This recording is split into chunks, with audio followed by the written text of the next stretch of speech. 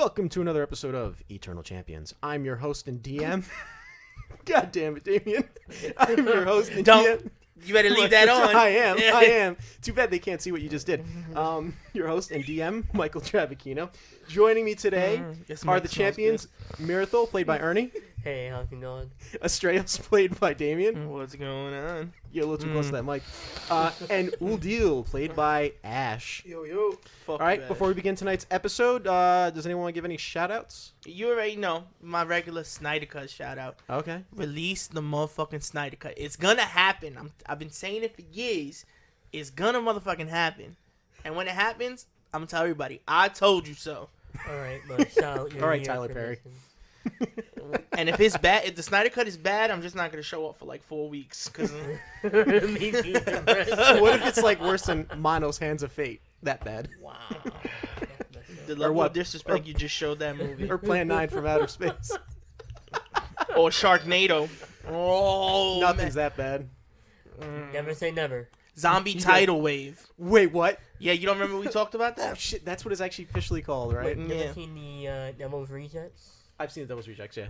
Don't you consider that worse than Sharknado? No, No. Devil's Rejects is not worse than Sharknado. Sharknado's like bad on a whole level, but at least Sharknado is bad on purpose, where Devil's Rejects... Okay. I'll give That you was that a one. zombie flick, wasn't it? Rob Zombie? Yeah, Yeah. but Rob Yeah. Zombie. He, but that's his Rob Zombie film, you know, a horror film, rather. He Yeah. likes to go ridiculous with that bombastic gore. But anyway, we're not here to talk about movies. That's a different podcast, Neon Nights FM. We're here to play some Dungeons and Dragons. So, last we left off, you guys, when I say you guys, I mean Mirthal and Astraios had, with Hrimnir and company, returned to the site of that manor in which they had awoken. Prior to that, and the reason why they were there, or did go there, is because they needed to figure out what was afflicting Hrimnir's father, the chief of the village that he is from. Upon returning to the manor, it's no longer there. It was destroyed by what? You don't know. But upon investigating the ruins, you were attacked, assailed by one of those flying creatures that you had first encountered when you had first met Hrimnir. So now, after you'd defeated that, Hrimnir kind of hulked out. He basically went beast mode, and after beating this creature, he was able to be subdued and is now on his mount, laid out, essentially. What would you guys like to do?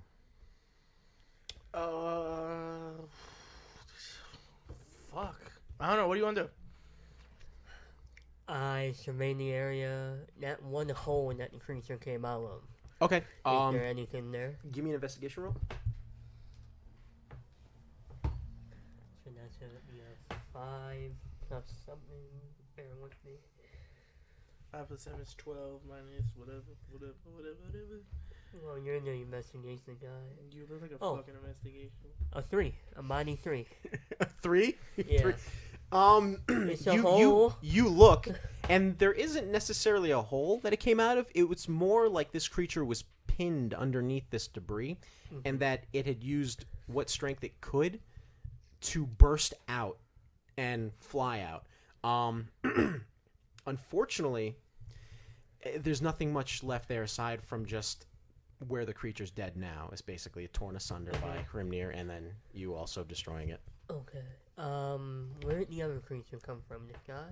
The I other remember creature, there was the other more than creature one. before came from the sky. It crashed through the roof, which what do you call it? The skylight, No, essentially. I mean, this When you one guys- came out in the rubble. This one came out of the rubble. and then there were 2 other ones that we fought at the same They time. joined. They came out of the rubble as well. They came out in the rubble Yes. as well. Anything in their holes? No, When they again, came out? there are no holes. It seems like they were pinned under the debris and Okay. emerged out. Could I sense if this place was destroyed by magic or anything? You have an affinity for the Arcana at all? Where would I check that out? Yes. Yep. Give me 1 second. I'm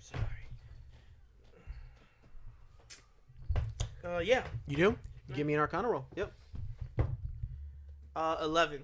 11. Total, yeah. You don't sense that there is any magic affiliated with what destroyed this place, but you do sense that there is was rather a strong magical presence in this once giant manor. and it's very faint. You know, it's almost like the fallout left behind from a nuclear blast, something like that, where you know. Well, I let what's your character's name again? Mirthal. Mirthal. I let Mirthal know I sense magic around here. Okay. Anywhere in particular? No, it's too weak for me to sense, really.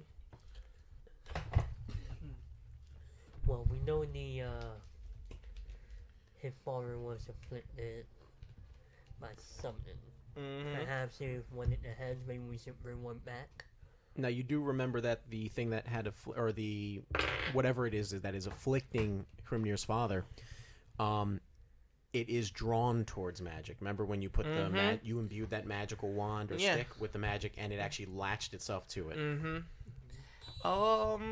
No. I don't know if we could try to bring a head, but I don't think it would work. It doesn't hurt to try. Okay.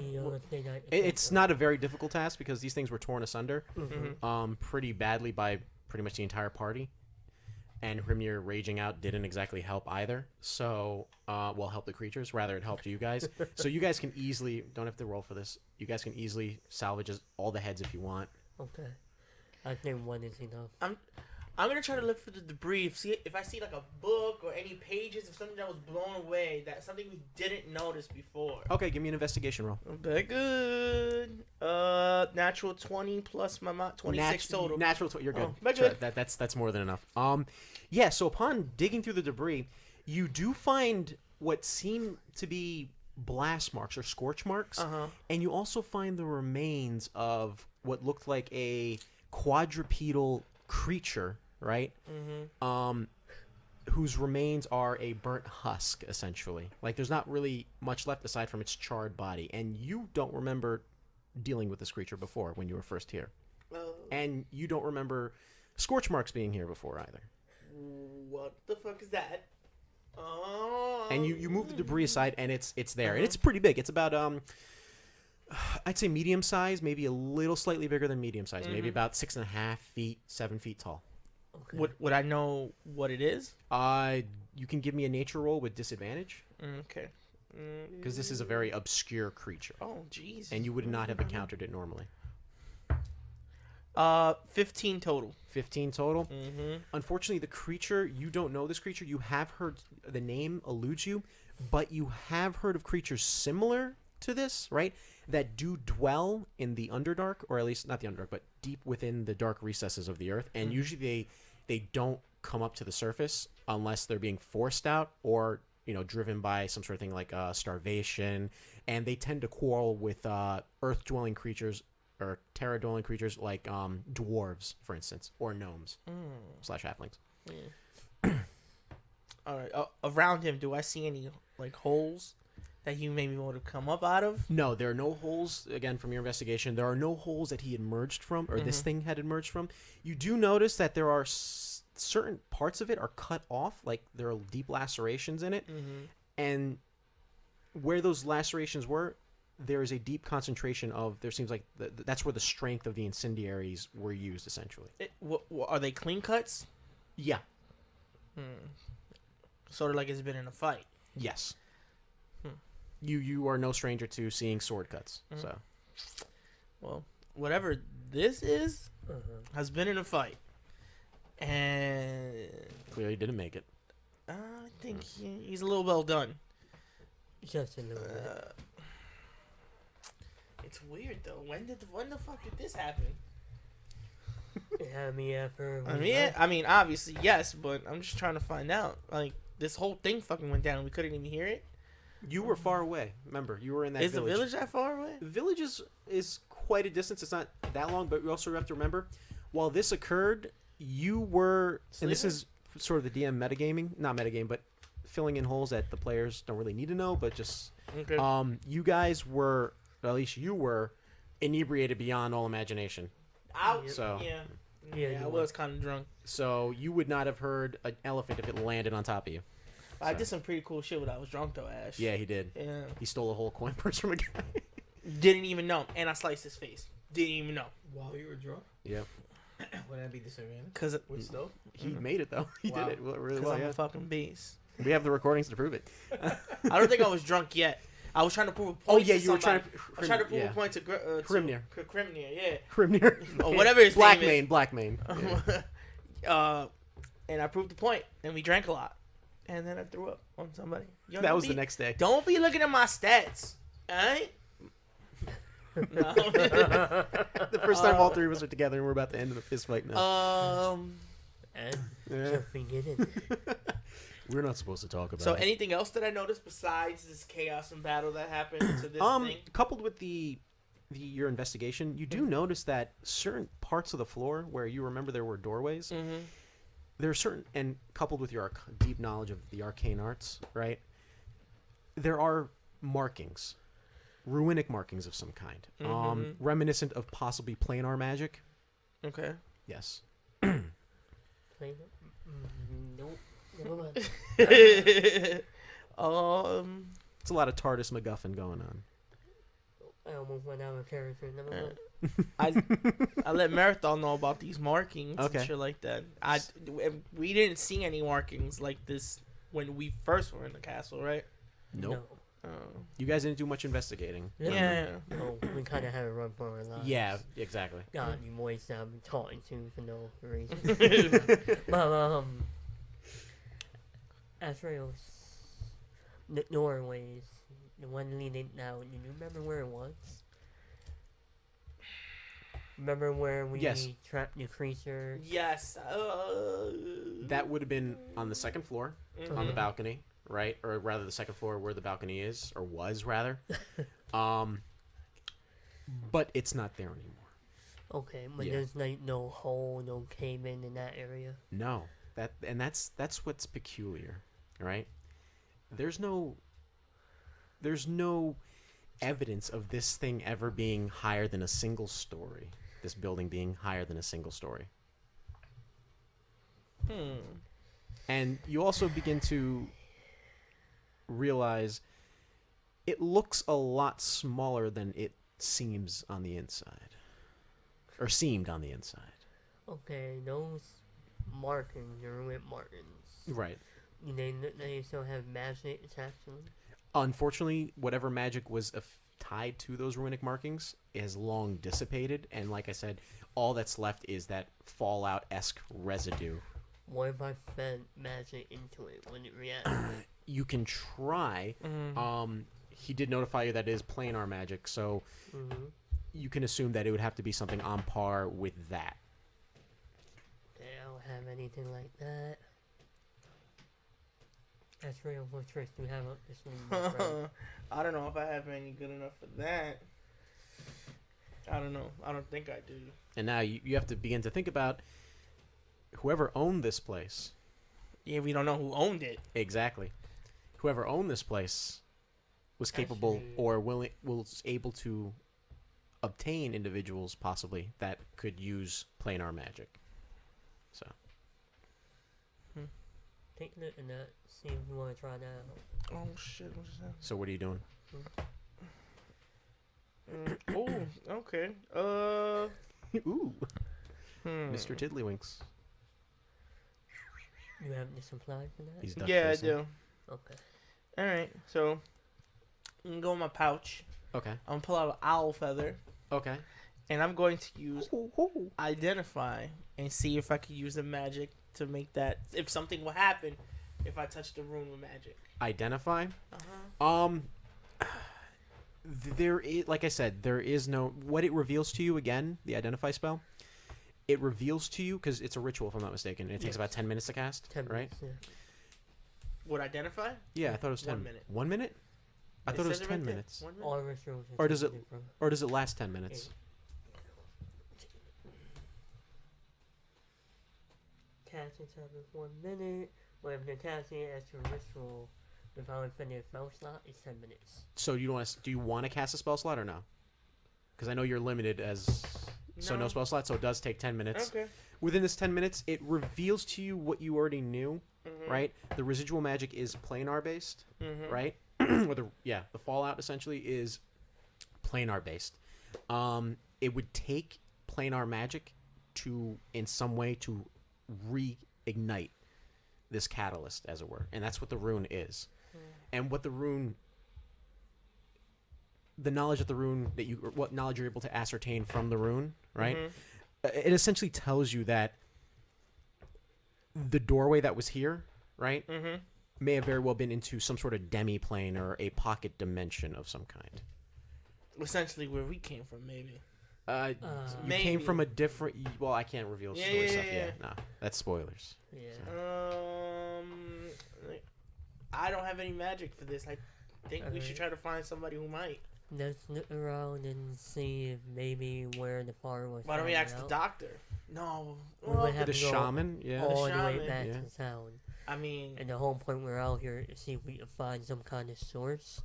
Why don't we try and look around on where the outside where the farmers hang out with his hunting party. See if we come across anything. I mean, we could try that. Okay. So what are you guys doing? So when we came out, Mm-hmm. the Rimshaw farm was further out, Yeah. and that's when we ran into him and his hunting Mhm. party.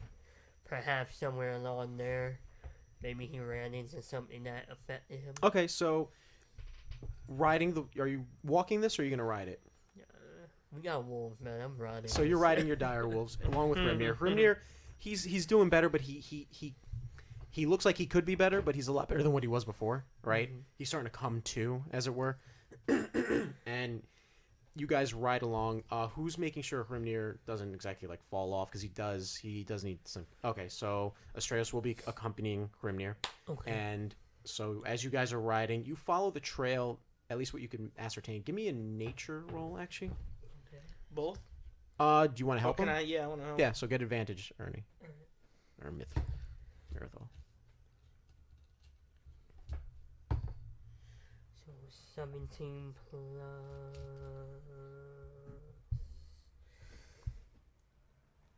Goddamn intelligence. Yo, 15. 15? Still Yeah, good. Yo, this Still guy's good. a beast.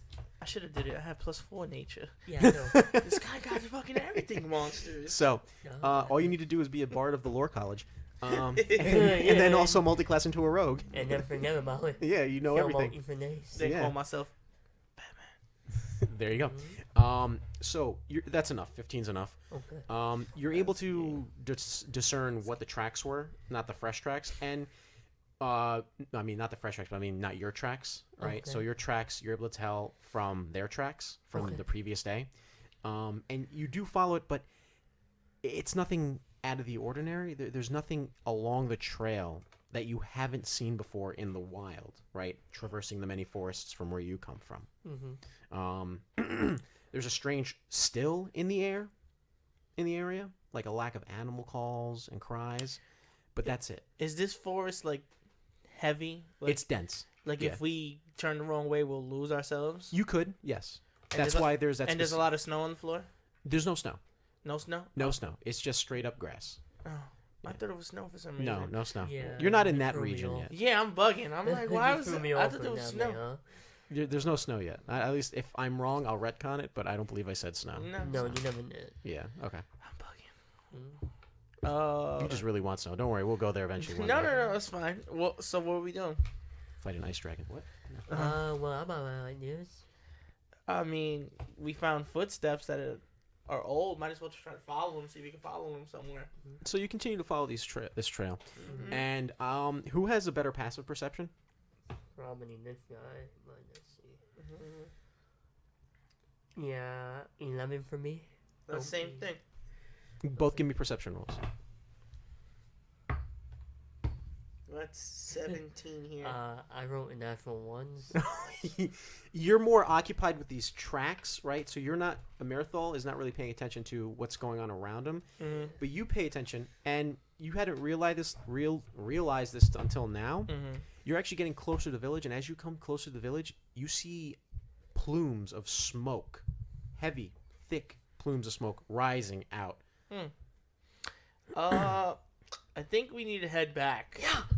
Yeah. Okay, so you guys are riding. You're with Mirthal. Yeah. Not Mirthal. Hrimnir. So it's gonna take a little more time for you. I'm Yeah, still yeah. conscious. Yeah, you're fine. Well, yeah. he's still conscious too. He's just not in a really good state.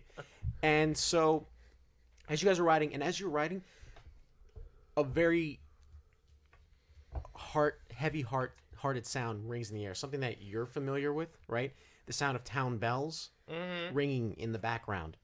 And as you're hearing this, you just start hearing men and women screaming. I summon my blade on my back. So you summon your wolf blade, and there's that distinct howl. I tell him, I'm like, yo, I need you to do me a favor. I'm gonna leave him by himself. Blackmane, I need you to watch him. I'm going to do what I do best. And I go into the shadows. And then you put on the cowl. No. I put on the cowl over my head. And then I use my grappling gun. And I'm out. No. I mean, eventually you could do that, but no. So you're telling him, what are you going to rebuttal this, or? No, I'm going to grab on to Hrimnir? Hrimnir's Okay. wolf. Mine are reins. Okay. Right? They have reins. Yeah, they have reins. Yes. Yeah. And I'm going to keep a wolf together and in. Okay. So you're running to this town, and as you get closer to Hrimnir's town, the smoke that had once just been pouring out is accompanied by flames and men and women running out. You see some men actually going towards a well, trying to pull up buckets of water. You don't know what's going on. Mm-hmm. What are you gonna do?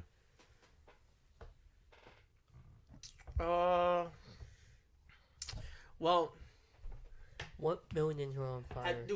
From where you are, you can't see. Oh, okay. Yeah. No, it's all good. I'm gonna try to go on the roofs, on rooftops and stuff like that. Has anybody seen me so far? Like, Are you trying to be stealth? Yes. Give me a stealth roll. My bad. I didn't know you were trying to do that. Come on, son. I would have not left him alone if I was trying to. Okay, so give me a stealth roll. That is a 12 altogether. 12 altogether. Mm-hmm. You're not quite the knight, and you're not quite vengeance, right? But you do a pretty decent job avoiding these people because they're preoccupied with their burning homes and businesses. Their livelihoods essentially are at risk, so they're not pretty much paying attention to you too much. So you are able to sneak by. Are you trying to climb up one of the buildings that's not on fire? Give me. Or maybe you really want to be Batman. Climb on flaming buildings. Where's Rachel? Sorry. Martha, why'd you say that name? I'm trying to think. Go ahead with him real fast. Okay, so what are you doing in the meantime? Well, we're heading towards a commotion. Okay, so you're slowly heading to a commotion with Hrimnir? Yeah. Hrimnir is starting to come to, right? Mm-hmm. And he looks at you and says, my pouch. Reach in, left pocket.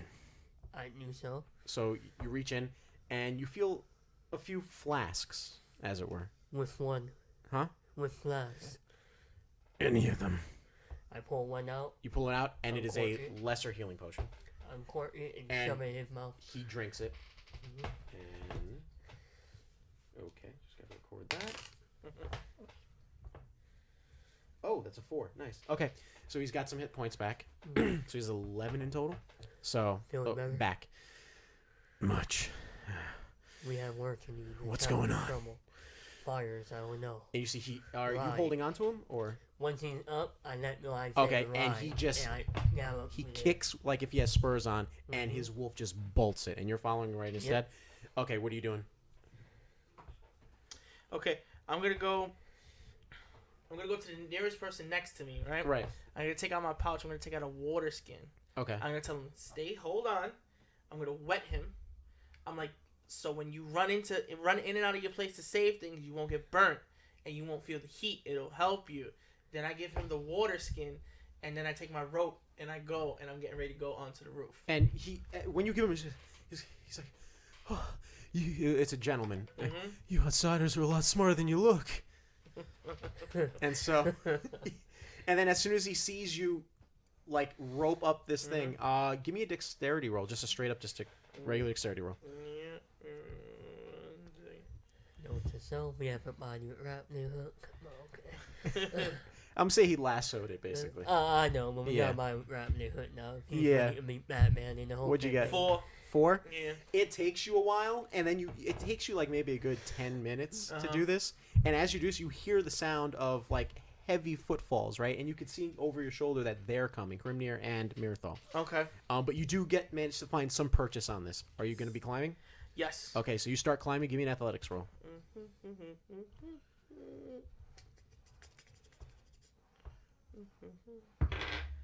Seven. That's it? Yeah. Okay, so as you start climbing, that purchase that you found happens to be a very loose piece of building, as it were, and it begins to slip. Give me a quick acrobatics roll. Oh, I immediately knew what I was gonna do as soon as it started slipping. Please roll 1. I was gonna say fuck this, and I was gonna try to, when it's slipping, I was gonna try to push myself so I could flip and land. That's the acrobatics roll. There you go. Yeah. Oh god. Wait. 5. 5. Yo, these rolls are bad. Dude, man, I thought we got the bad rolls out. Yeah. You actually wind up as you try to do this piece of debris actually winds up falling faster because you're pulling it, right? Mm-hmm. So it has that extra momentum, and you find purchase on it with your foot, but you don't quite properly put enough down to leap off of it, and you just go face first into this building. Right. You take 2 points of bludgeoning damage as you hit this building face first. By this time, they see this, and they pull up next to you, and you're, like, face first on the ground. There's, like, mud and dirt on your face, and, like, you kind of have, like, pieces of this building on you, like straw and wood, like, pieces of wood, and some, like, dried cement. And Hrimnir looks at you. Need a hand. Yeah. Come here. And Hrimnir and Mirthal both just hoist you up, one arm each. Why don't you be like a spider, my friend? I can't find a climb on you. And then Hrimnir looks at you and says, I've got to go see my dad. And he just Listen. rides up. I try and keep up. Oh, you're going to keep... Oh, we just leave. I ain't even find a climb, bro. You don't even need a roll anymore. Just walk. Yeah, you just walk. Just walk up the burning building. Just Spider-Man, no. Okay. People just don't want to listen. Okay, so... I guess they ran off, so... Yep, so you watch them as they're riding. They're cutting through the town. Did you What say you anything? do also I see... can't... You guys are gone already. I tried to tell you something. You can try to yell from the top of the Yeah. building, but... No, that doesn't make sense. Okay. If You're trying to be stealthy. If you would have listened to what I would have told them, you would understand why I can't yell. Gotcha. Okay. Okay, so What you do, man, bro? give me a perception roll, but do it with advantage. Where's my... It's on skills, right? Yes. Okay. 14. 14? So in the distance, right, towards the direction where they're running, you do see... It seems like there's someone, you don't recognize them, someone who's clearly not one of these beast men, as it were, fighting something, or some things, rather. What are you doing, though, up on this rooftop? Okay. Do I hear any screaming or anything from the building I'm on? From the building I'm in? From the building you're in, on? No, there's nothing coming from within. Okay. So It's not on fire or anything like that. So I go, and then I jump to the next rooftop. Okay, you... they're right next to each other, so you don't have to do a roll or anything. Uh-huh. So you just easily just run across Are they... and then leap. But from every rooftop I go to, do I hear people screaming or anything? Not in those buildings, no. Okay. So then I keep going. Because these are still within the perimeter of the, like, by the wall. The fire Okay. seems to be really concentrated towards the inner section of the town Okay. or village. So I'm gonna make my way towards the intersection of town to Okay. see if I find any people. Like if they That's need going to help. require... So the closest rooftop does require a acrobatics roll. Okay. So you'd have to do that. Boy, yeah, I'm a G. Let's do it. All right, 18. 18, you make it. So unlike before, you're like, this is not happening again. And you jump, forgetting that you had the spider climb still, right? And there's a part where you think you're not going to make it, but you wind up touching the wall, and then you're just like resting along the side of the wall, and you realize, oh, I can climb this without having to do acrobatics. And you climb it. But as you're getting close, the building next to the building that you're on, right, is actually set ablaze. And there are screams coming from it. Okay. Is there a window like from my rooftop that I could see? You're on top of the roof. Okay. There is a small, very small hexagonal window Okay. in that leads what you can assume is the attic. And let's cut to Mirthal and Hrimnir. So as Mirthal and Hrimnir are riding closer to town, they see a chainmail-clad, sword-wielding individual fighting back what looks like a fellow beast man, but give me a perception roll. Sure.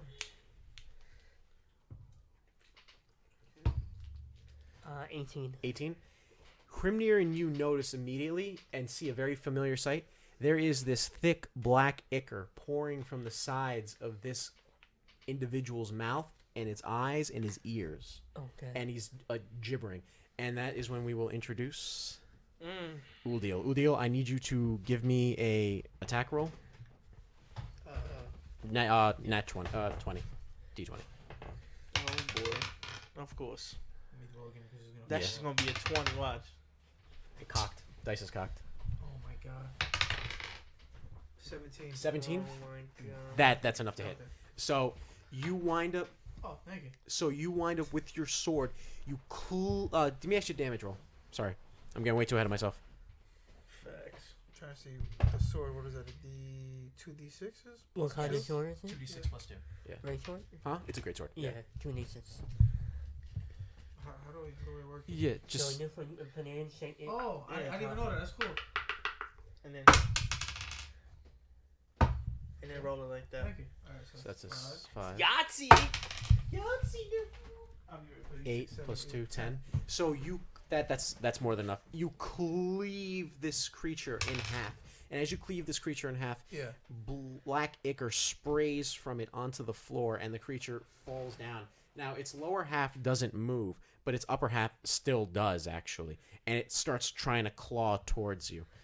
You see this individual fighting this thing. Stay away from the ichor, I yell out. So he says, "Stay away from ichor."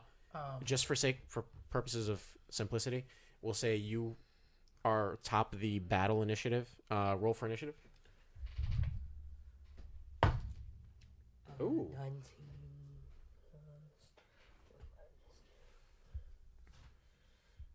All right. Hrimnir rolled 21. So, who's here with 23. me? It's Mirthal and Hrimnir. Okay. They just showed up on their these massive dire wolves. Okay. 23. 23. Okay, Yeah. so it would be him. It would be Uldil, Mirthal, and then Hrimnir. Alright. I take my blade, I jump off the horse as I'm coming down. I slice it at me with light. Give me comes out. an attack roll. We're using blade beam and shit. Hell yeah. So that's going to be a. My bad part. 13. 13. That's more than enough. Okay. Give me a damage roll. That is going to be 13 force damage. 13 force damage. Yeah. And as you bring down your sword to do this motion, right? There's this unseen presence that cuts right through this thing. You're used to this already. That cuts through this thing and bisects this thing even further, and just splits it in two. And then you just see the black ichor just pour out of this thing. It is dead. Nice. Combat ends. It's a very There we short go. stint of combat. Are you alright? I'm good. I had him, but who are you? Mirthal. Nice to meet you, old deal. Hrimnir. What started them? Where did they come from? I don't know. I fought similar things in the manor before. Let's just say it self-destructed. You were in the manor as well? Yeah. What happened there? What made it explode? Well, that black ichor it was everywhere. But I'll show you a cool trick. I take out my torch. Mm-hmm. I put it on the black ichor. So he takes his torch and he ignites it with a tinderbox, and he ignites the ichor, and the ichor erupts into a bright flame. Well, at least now we know how to cure people. Yep. Burn, Fire. burn with fire. Yes, set them on fire. That cures everything. No, draw it out with magic, and then we burn it. That's Yes. how we can help the fire. could be It's one sweet, way. sweet to that. Now, if you don't mind. Let's go to the fire and cure him before he dies. When did you get here? And the gentleman who's asking you this it's a familiar sight to you, as in regards to the people that are around. It's a very wolf-like beast man.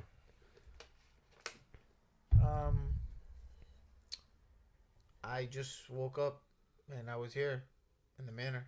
That's all I remember. Isn't that your story too? Yeah, you know is. All right. Are there any more? From what I know, probably. I wouldn't put it past me, but When you first encountered them, where did you encounter them? in the manor. When you came into the village. They just came from everywhere. Just on a sign on my Mirthal, yeah. do me a favor. Yeah. Accompany him. Help him whatever he needs. I'm gonna go check on my father. Wait, Remember, put something magic to draw out the ooze. I'll do my best. And you see he... wait. What? Hold on. You seem like you need help.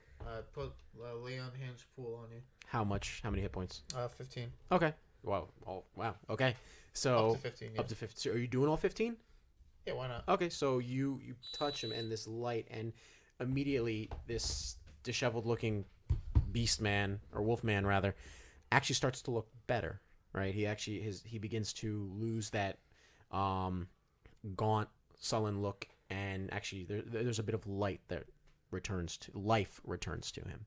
And he looks at you and goes, "Thank you." And he just rides off. What are you doing, Astraios? Okay, I'm gonna use fairy fire Okay. to see how many people are inside the house. Okay. So I'm gonna concentrate for a minute Mm-hmm. to see what I could see in the building. Okay, so you concentrate for a minute with fairy fire, right? And Mm-hmm.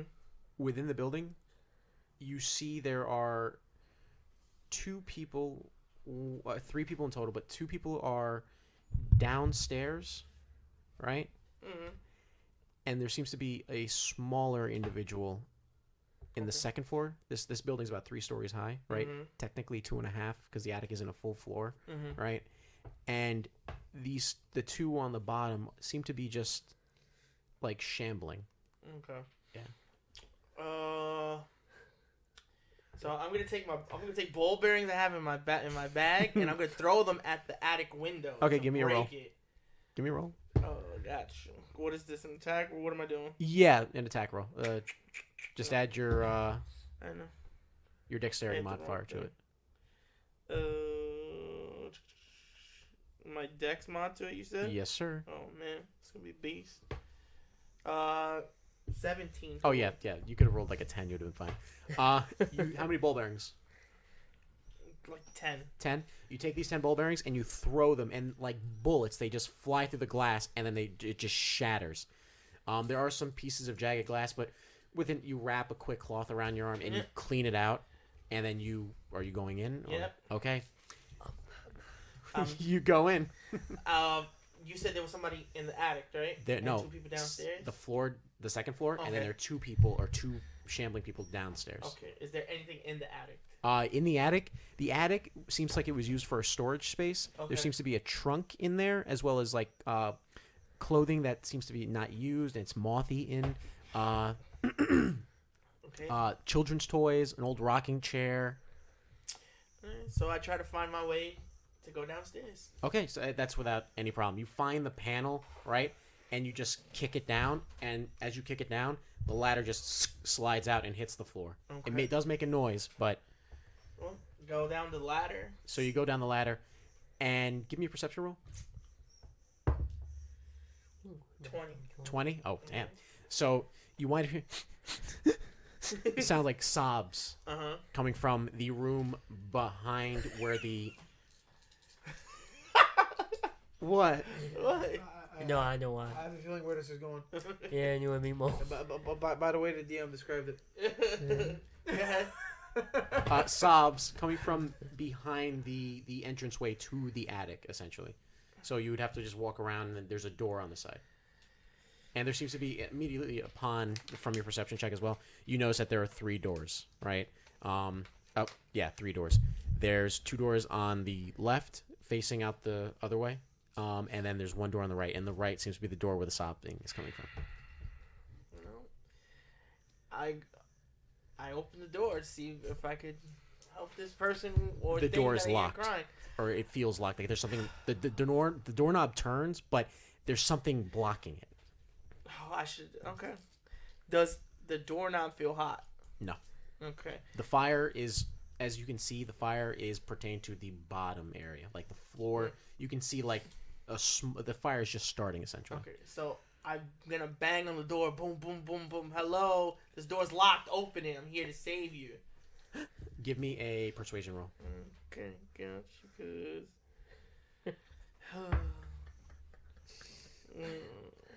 13. Okay, so without even any hesitation, you hear something move with great effort, and there's like scraping on the floor, and the door opens, and it's a little girl, and she doesn't even think twice, and just doesn't even care that you're an outsider, and leaps onto you, like is just holding onto you for dear life. How old does this little girl look? She may look like she's like 5 or 6. And she moved that big object out of the door? It like I said, it was very labored. Remember, And these aren't- You taking all my shit, yo. And I'm these not- aren't, and these, and again, you have to realize these aren't normal people. These are essentially they're beast men, as it were. So Okay. yeah, and we've seen these beast. Well, they've seen these beast men do some no, I haven't crazy seen it. sick shit, like rip a thing in half, like a person in half. Why did you lock yourself in the room when there's fire? They're trying to get me, Ooh. Mom, Dad. Are they trying to save you? No. What did they look funny, or did they have anything wrong with them when you saw them when they tried to get you? They were crying, and they came from the town hall, and they were supposed to help. They were supposed to help Mr. Blackmane. He was sick. Okay, all right. So I'm gonna go back up to the attic, and I have rope. I have everything in this fucking bag. Right. Okay. And as you are heading back to the attic, from immediately just from what you noticed, you hear like something's coming up the stairs, and it's coming up the stairs, heavy footfalls, and it's dragging itself along the wall, and you hear the sound of like glass scraping against wood, essentially. Okay. So, all right. So she's on me, like on me. She's holding on to you with dear life. Oh. See, basically doing the Saberman on you. Yeah, pretty much. All right. So. Except not going to self-destruct. That we know of. Roll a new character. All right. So I'm gonna climb up the ladder with her to go back into the attic. Right. I'm gonna go over to the attic. His character's name's not Piccolo. So when I get to the attic, I look down, and I'm gonna drop more ball bearings on the floor. So you drop your balls on the floor. I put my balls on the floor. Put about 20 of them on the floor. Okay. Throw them down, and I try to lift the ladder back up. Okay, so you're lifting the ladder back up. It's not difficult to do, right? Even with her clinging onto you, right? You wind up pulling it back up, and as you're pulling it back up, you actually get a glimpse of this person, and it looks like it could be her father, right? And he looks at you, and he's like, oh god, chittering. Oh, so and like he's Ash. actually he's like contorting, like convulsing as he's doing this, and as he's doing so, like his movements are very rigid, as if something's like a very bad marionette is like pulling the strings of his puppet. Okay. Do I notice anything on his face or Oh, anything? like she was like she said they were crying, and there was just black ichor just on down their eyes. We'll go to Mirthal and Uldil. So this is right when Hrimnir had already just left off going towards the town hall.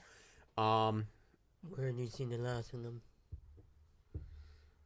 I don't know. When I was in the manor, I fought a couple of them, and then I fought the ones here, but that's it. That's all I know.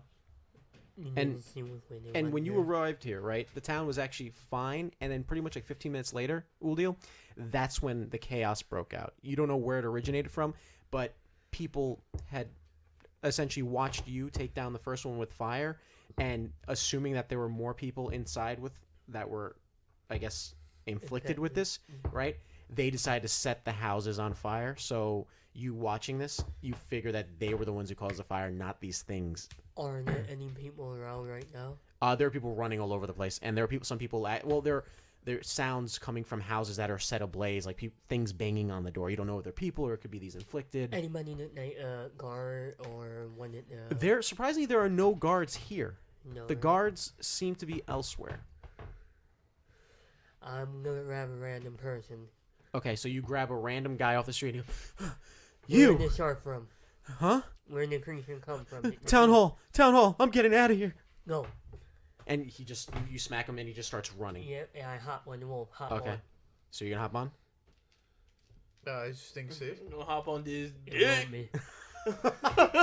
Sure. This why isn't not? that podcast, no.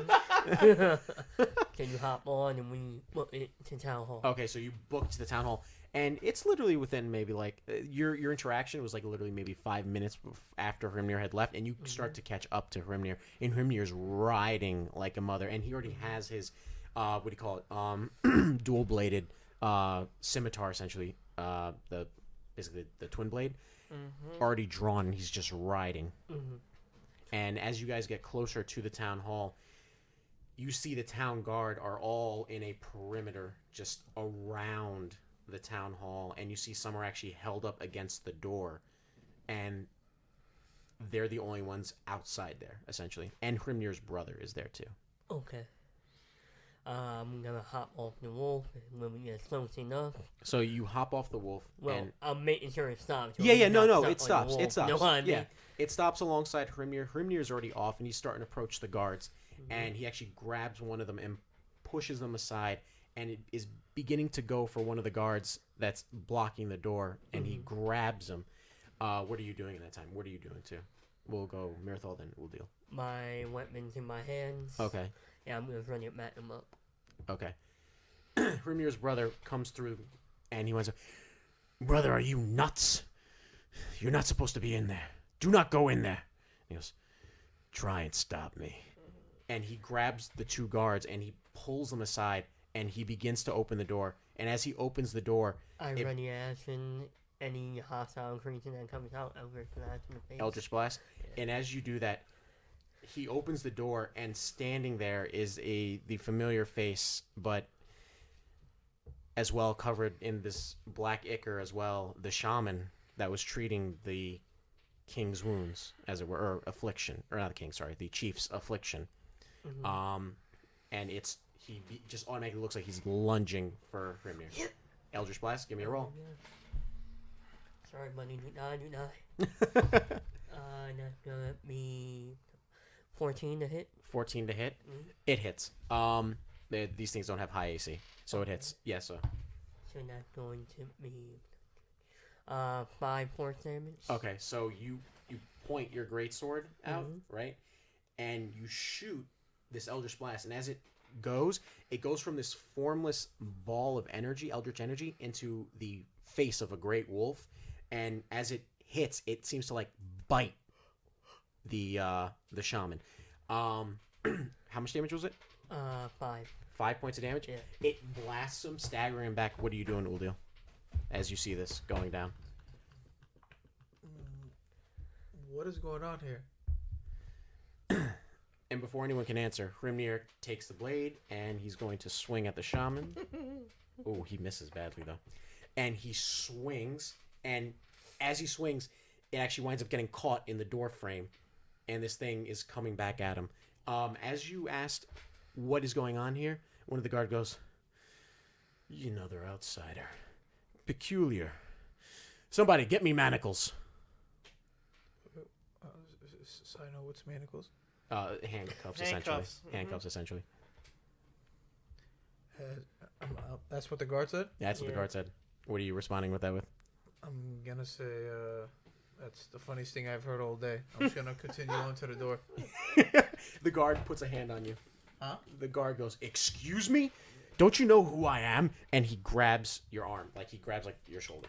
I'm gonna take out my sword and put it in his neck. I'm saying, you better let go. Threatening a guard? We'll have your head. Do I hear this? I'm Yeah, I'm gonna shove him out of the way and continue to the door. Okay, so you're heading towards the door. What are you doing? I'm gonna look back at them. You do something useful. For the first time ever, you hear anger in Mirthal's voice. Right. You do something useful, or get the hell out of our way. And he give me an intimidation roll. Yeah. Nice. 13. 13. He's not quite. He's shaken, but he's not scared fully. He's like he's more taken affront by like, what is this outsider elf telling me? He's like the nerve. That's the look on his face, and he's caught in like awe with this. So he kind of like loosens his grip, and he winds up going, and you wind up going, and Hrimnir's like trying to like get his blade out as the afflicted shaman begins to come out. The afflicted shaman lunges at Hrimnir. What are you doing? Huh? He's lunging at me? At Hrimnir. Oh, at Hrimnir. Yeah. I'm going to... Blackmane. Can't I say mean, that name. if it's a lot... Yeah, that name's really tough to We say. must all be retarded. Wait, what? No. Hrimnir. Grimnir? Hrimnir. Hrimnir? Hrimnir. Sorry. It is tough to say. I guess this is... If it is allowable, but I'm going to use my reaction, opportunity attack. While he's Well, you lunging could just for do a him. regular attack. Oh, okay. Yeah. Okay. Or I'll do a regular attack and then Hunter's Mark as well. So you're gonna use Hunter's Mark first, and then Yeah. regular attack. Yep. Okay. So you point at this creature, and it gets. You see this like light red aura just cascade it, and then it quickly fades. It's been Hunter's marked, and then you're gonna attack. Yes. Okay. Go ahead. I think that adds a... Let's double check the what is it? The thing on that. Hold on. Hunter's Mark. I think is 1d6. Yep. 1d6 damage Yeah. when you hit it. Okay, so I gotta first see if I attack, right? Yep. Yeah. Remember, attack. It's AC's low unless you like roll.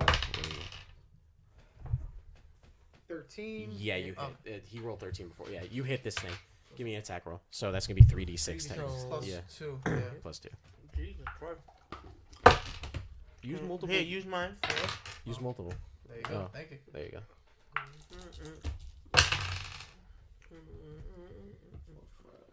6, 7, 8, 9. Plus 2.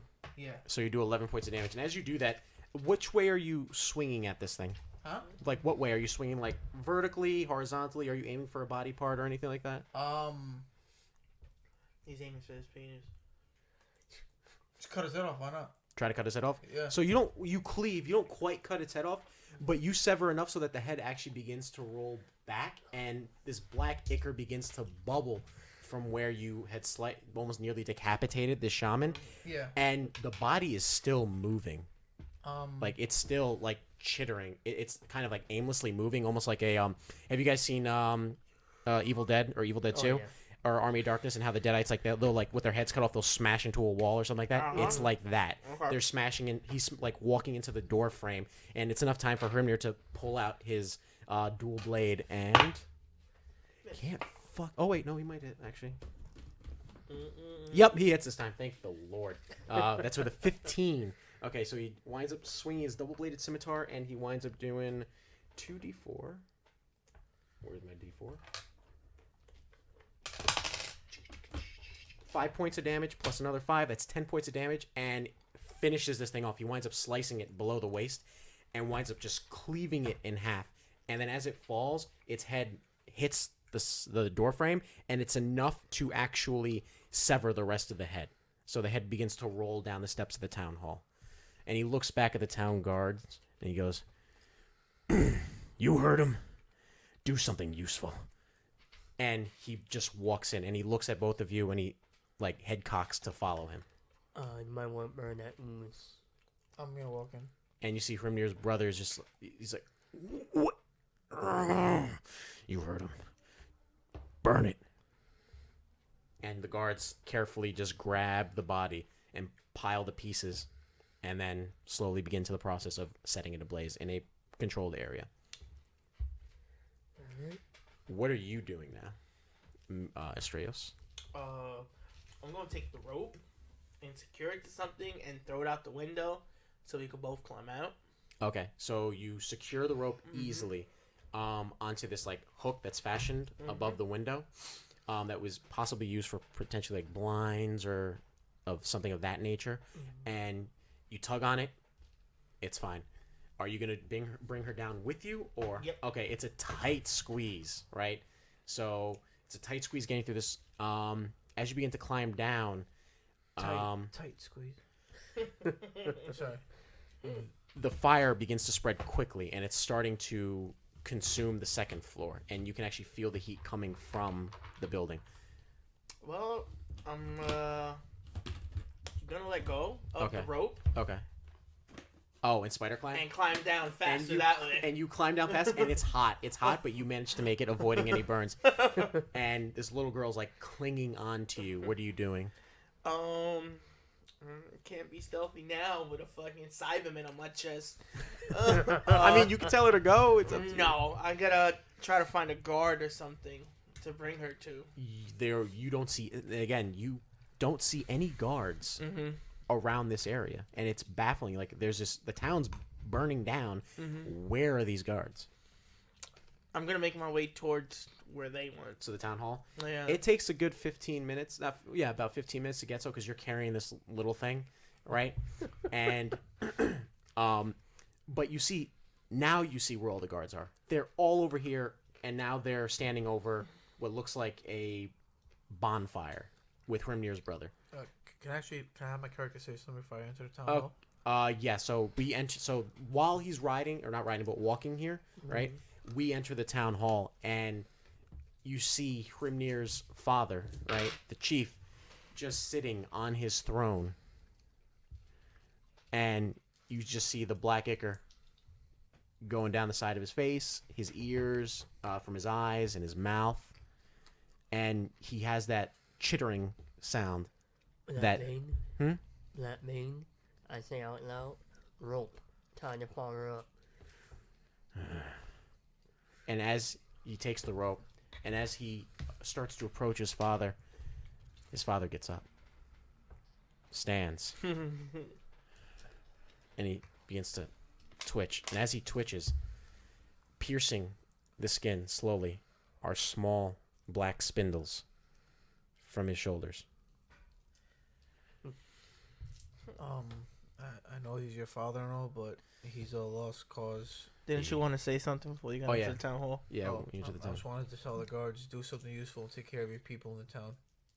He already did that. Oh, But okay. yeah, if you want to do it again, so Yeah. okay, so he reinforced it, and then that's what forced Hrimnir's brother to be like, "Fine, we'll do something." So as Hrimnir's approaching with the rope and his dual-bladed scimitar, right? These spindles begin to rise out of his father's shoulders, rather. And it's enough time for you to arrive, and you arrive at the site. You see the guards. What are you doing? I talk to the guards. I'm like,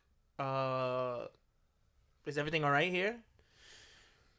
Does it look like everything's okay? And then Hrimnir's brother goes, you almost had my opinion changed, but you seem to be quite stupid. Maybe it was your companion that was a lot smarter. Well, maybe if you dumbasses listen to what I just said, is everything okay here? Obviously, the whole town is fucked up, but obviously there's too many people here for you to not have got this done so you guys could go somewhere else. We had orders. And Listen, it does not matter what your orders are. Are you done? Did you guys finish what you need to finish? Because it looks like my friends are in the town hall trying to take care of something. So you guys, instead of standing right here, I saved this little girl, and I don't even know who the fuck she is. So why don't you leave to save your people and do something else besides stand here right in front of a fucking bonfire? And the town guard raises his hand, another one from the distance, says, I know who she is.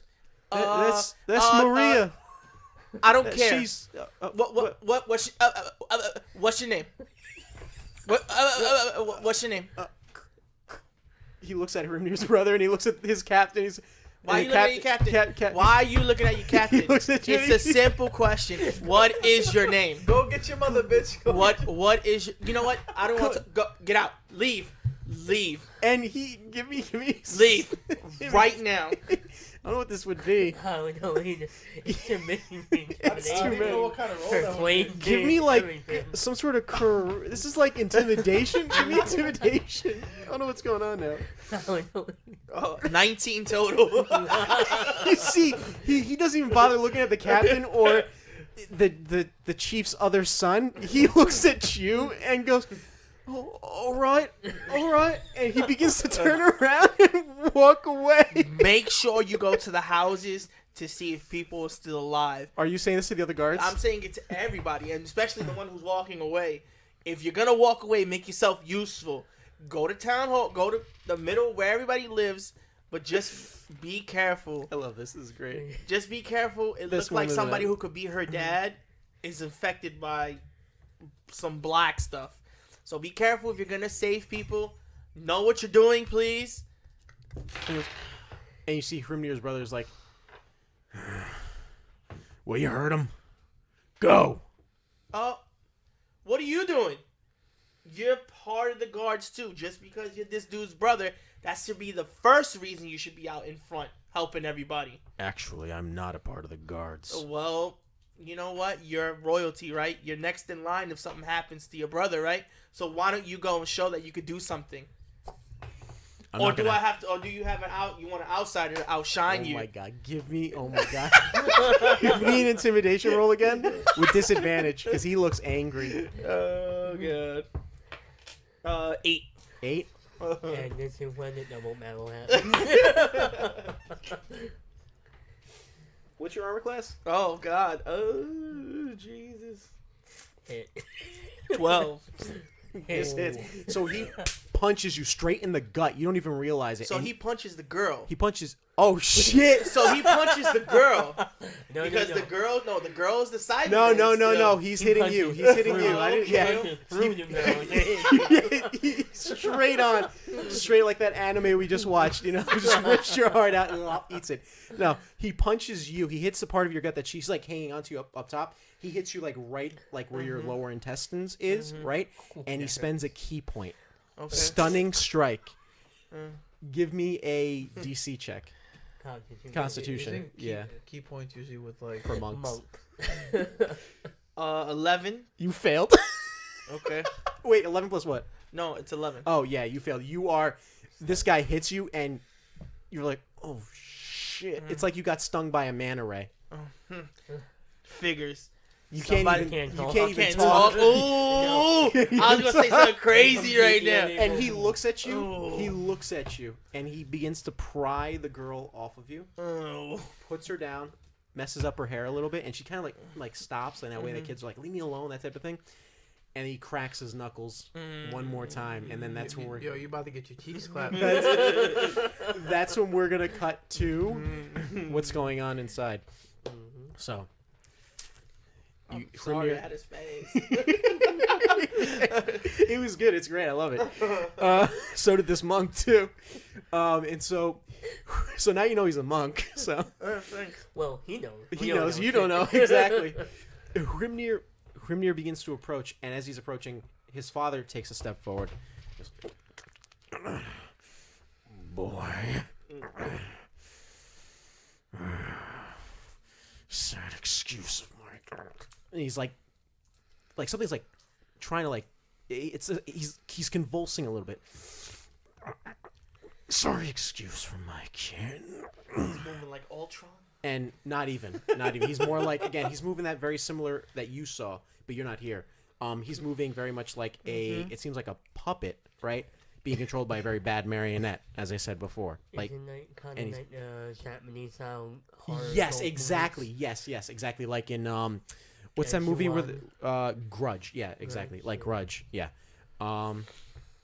And he's like contorting, and as he's contorting, more of these black spindles are like almost like thorn-like are coming out of his skin, and he's trying to like reach. It looks like there's a lot more struggle going on than there should be, right? Like it seems like something's trying to prevent him from walking, or rather, something's trying to prevent him from walking closer towards his son, but at the same time, it is moving towards his son.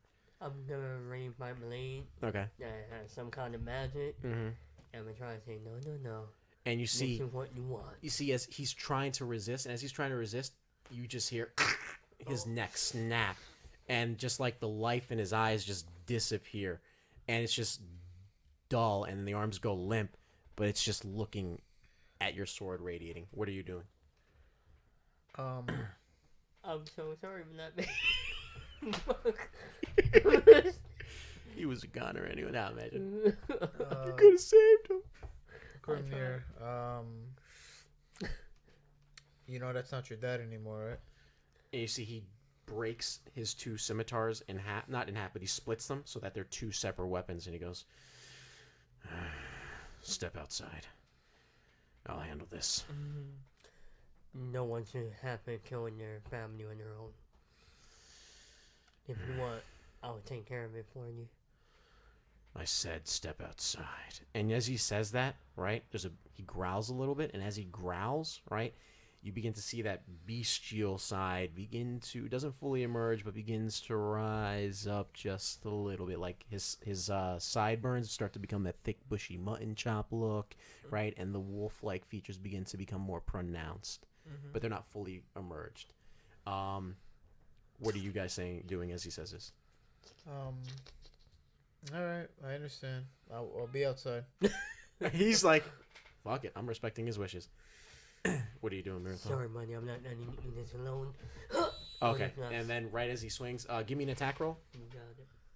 Are you doing a spell or just like Eldritch, Eldritch just Blast. Eldritch Splash? Oh, okay, Yeah. give me an Eldritch Splash. I'm actually out of all spell slots right now. Oh, really? Yeah, can we fall? Oh, no that's short rest. right. I only That's have two. right. I'm I forgot this is one. right after combat. I forgot about that. Yeah, so that's probably gonna Damn, I miss. feel bad. I feel What is bad it? for me spazzing on those chords. Ten. You about to 10? get your cheeks Yeah. cut. Unfortunately, you cast this Eldritch Blast and it whizzes past Hrimnir's head, and you see his hair just like flow out, right? Like if it were like an anime, like an attack, just right, and it just misses his dad, and or what's left of his dad, and strikes the throne. It leaves like this scorched mark there, and the scorched mark very much looks like almost like the promotional material of the Witcher Netflix series, where it has like that wolf there, and it leaves like a wolf scorch mark. I'm trying to really go for a theme with you, so I hope I'm doing good. You are? And so we'll cut to this, back to you, and Hrimnir's brother is doing another attack roll, and doesn't he get advantage? Yes. Right. And What's Wait, your because he stunned me. Don't I fall prone? no They're completely locked in place, but Oh. being that they're stunned, Yeah. he has advantage. Oh, yeah. advantage? Yeah. You guys I'm hear about that? to get my shit clapped. I hear cheeks getting clapped. Hell yeah. 24 to hit. Mm-hmm. I think that hits. Mm-hmm. And he rolls a D. What is it's a D6, right? No, it's Well, How much 1D4. damage did he even It for depends. last time? Last time? Oh, that's right. I didn't even roll. It depends on his monk level. That's right, What you're yeah. asking.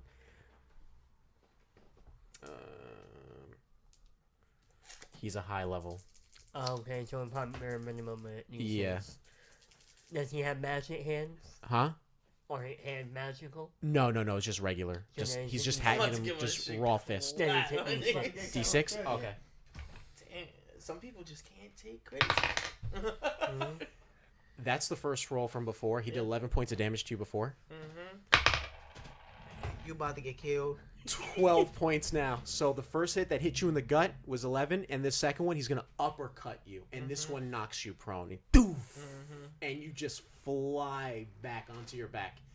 So you just took 23 points of damage. How are you doing? Not good.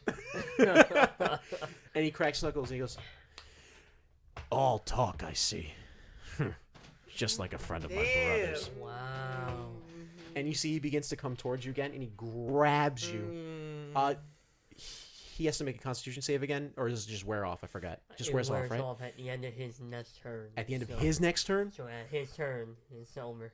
Oh, so this is now your next turn. It just ends, so you just now feel the stun wear off, and he now is doing his turn to lift you up, and he's going to do another attack. Fortunately, this doesn't have advantage. I'm still gonna die, probably. Nine. 24. Oh, Smoking my shit right now. 12 points of damage again. Just I'm he lifts you up, Damn. and then I whack think right he's to your dead. face, just like poof, right to the bridge of I'm your nose, unconscious. and there's just blood trickling. important question. How How much- low were you? Yeah, how low were you? 3 HP. Okay, so he's not instantly killed. No. He's alive. Yeah, if it He's was a alive, crit, he'd be dead unconscious. though. If Yeah. it was a crit, he'd be dead. But no, you just whack, and then it's just lights out for you, and then he just tosses you aside like if you were nothing. Damn, he gonna treat you like a bitch nigga like that? He basically Thanos you, like what Thanos did to the Hulk. Yeah, pretty much from Infinity War. Damn, how you gonna allow it like that, bro? And you're out. You're unconscious. He wasn't gonna kill you anyway, but you're unconscious. Yo, man, you slumped it. So as this happens, you see this as you're stepping out of the town hall. You see him whack him in the face and then toss him aside. What are you doing? That's funny. So what do you do to deserve that? Oh, God, I gotta get. I don't know him. I know. I gotta get into character. Well, no. I mean, yeah. I'm gonna say. I know. I just gotta get into character. What did that guy do? You want some too? And he cracks his knuckles again. He cracks his neck, and you just begin to see his bestial forms begin to actually. His face becomes a little bit more bestial. Listen, I would love to have fun with you, but I had a long day of destroying these things that was in there with his father, so I'm tired right now. Smartest thing said. And he, as he's going, he's actually beginning to enter the town hall, and I wouldn't go in there. I'm not going in. I'm locking it in. And he grabs you and tries to pull. Are you allowing him to pull you? What? Are you? He puts hands on you, essentially. Are you gonna take it or? I'll tell him I'll walk myself out, thank you, and I just walk. He's not. He's. There's no yes or no. Are you gonna let him put hands on you? He's just grabbing you and he's beginning to pull you. Yeah, or is he moving you out the way? Are you, Yeah. Are you gonna brush it off or are you going with it? What is this guy, a monk? He's a monk, but you don't know Well, how go ahead, strong go. he is. You ain't seen him manhandling this little guy. Yeah, you saw him just toss him aside. That's all you know. You ain't seen him manhandle somebody. But before you lock, you know the other guy's in there, right? His choice, not mine. True.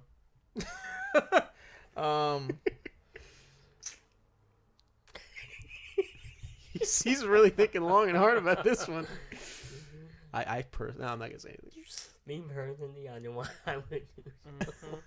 What are you doing? I don't believe him either way. So what's going on right now? So he's trying to lock the door to the town hall with Hrimnir and Mirthal in it, and you just saw him manhandle Astraios. Essentially, you're in the way from him closing the Yeah. door. He's moving you out the way. Then you want to let him move you? Like what kind of movie though? Aggressively. He's trying to stun you, son. Basically, try to wrap the shirt Don't touch and me. throw you. I'm sorry, Nick. No, I'm joking. He's like a little lower. Later.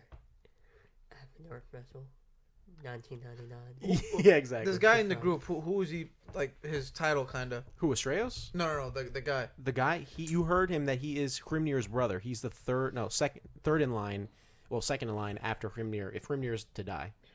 Oh. So he's the chief's, one of the So chief's he's son. the king's son. The chief's son. One of them. The chief's son. One of them. Yes. Yeah. Yeah. Okay. And you can surmount that he was the one who locked the chief and the shaman in. Oh. As for respect of your father, I'll go to the side. Wisest thing you've all done tonight.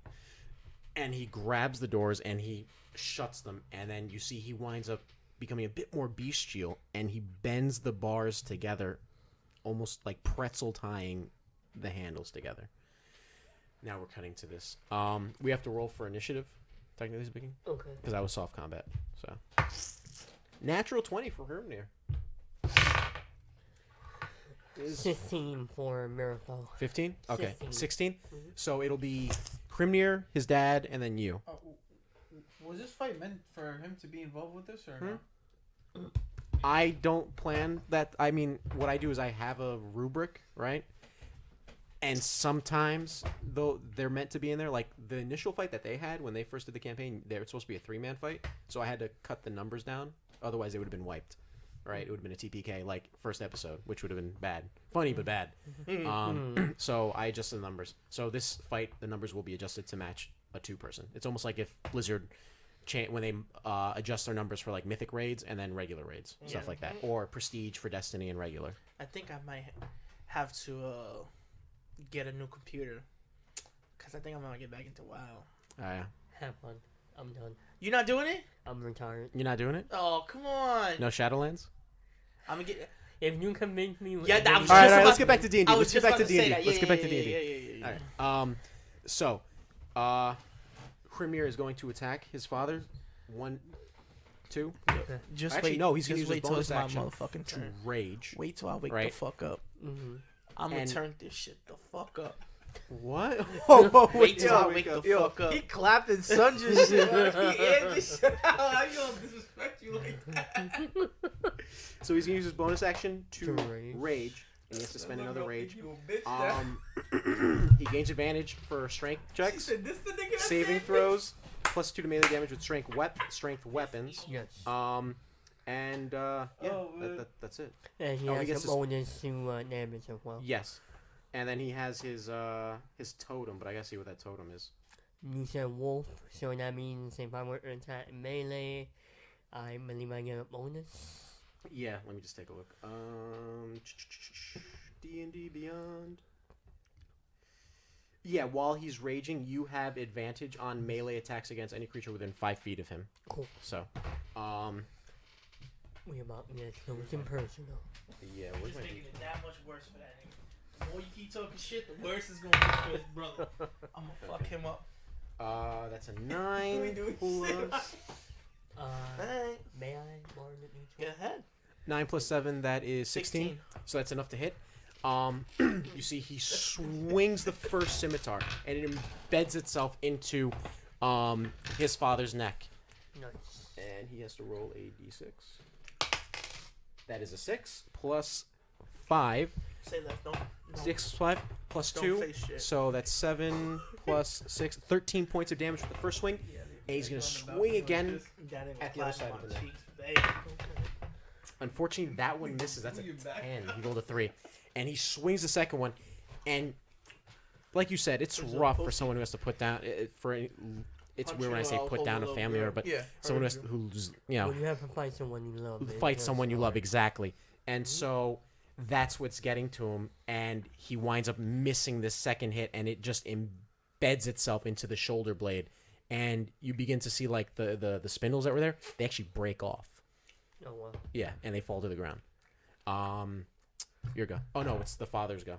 The father is going to try to do a swipe attack, or a grapple, actually. Sorry. I'm about to say, is it a fucking Pokemon? Well, Rolled a 2. That's a fail. And there's nothing you do with his bonus action, unfortunately. Because he's not really himself anymore. So he loses all sorts of class benefits. makes sense. Yeah. So he's pretty much just like a walking husk. Your go now. I go gliding in with the lady hand and it guide me towards him. I take the swing. Okay. You have advantage on this roll. So that is going to be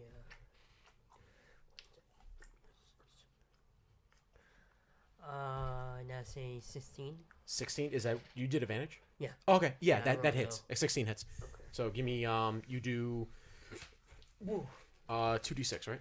Yes, sir. So that is going to be so that's 10 slashing damage. 10 slashing promise damage? Yeah. By the end of this podcast, Yeah, so you swing down. Where are you I'm swinging fucking that exactly? nigga up. Right now I'm trying to hit the other spindles on the other side. The other side? Yeah. So you I'll cleave right stab into his shoulder, stab the him other in shoulder his sleep. that Hrimnir didn't hit, where the blade actually made contact with his neck. And the spindles on that arm break off, and they begin to fall, and they hit the ground. And they actually make like a solid sound. They're not like a liquid anymore. It's actually like a solid. Yeah. You still have your bonus action. Yeah. We didn't take a short rest, so I can't really do anything that. You I got would cantrips, right? Or can't some Yeah. of them be used for bonus? normally- No, not right now. Not right now. That's the end of my turn. I'm staying right That's there. it? Yeah. Okay, so that's the end of your turn. Mhm. We're going to go back to Hrimnir. Hrimnir's going to pull out that falchion and just put them back together. That hits. Okay, that's a 24. Yeah. Where is she? So he does the swing. He does 2d4. we about to get yeeted. That's 5 plus 5. That's 10. Uses his bonus action to swing again to do another d4. That's 2. So 10, 12. He does another 12 points of damage and just almost... It's like watching a helicopter blade, right? Just like cut like a watermelon, right? And he just cleaves, just spins it around, right? Like Darth Maul in Phantom Menace. And just... It's like a quick flash. And then you just see the top of Hrimnir's father's skull, head is gone, right? Oh, shit, go. And then you just see this black liquid just begin to bubble out of it and begin to pour. And it's convulsing and begins to chitter again. It's going to try to grapple him. But it's starting to look rough. Nope, doesn't do it. That's a bad roll. I'm gonna try a 3.5. Okay. So that is going to be a 21 to hit. That hits, yeah. And you have advantage. Yeah, no. Okay, Tell you, okay. I already know. It'll be some dumb shit. That's 11 slashing damage. 11 slashing damage? How do you want to do this? I'm hitting the top of the head so it goes straight down. Okay. It's spinning him in. You want some flavor, like do your blade thing? Or Oh yeah. okay. Definitely. I The want energy blast? I want the blast to come right out Okay. with the wolf Okay. hitting the throne again Gotcha. as he falls apart. So I'm gonna take what you want, take what you gave me, and run with it. So Got it. what happens is you just swing your greatsword, your wolf greatsword down, and it cleaves him in half and gets caught about right above like the belly button, right?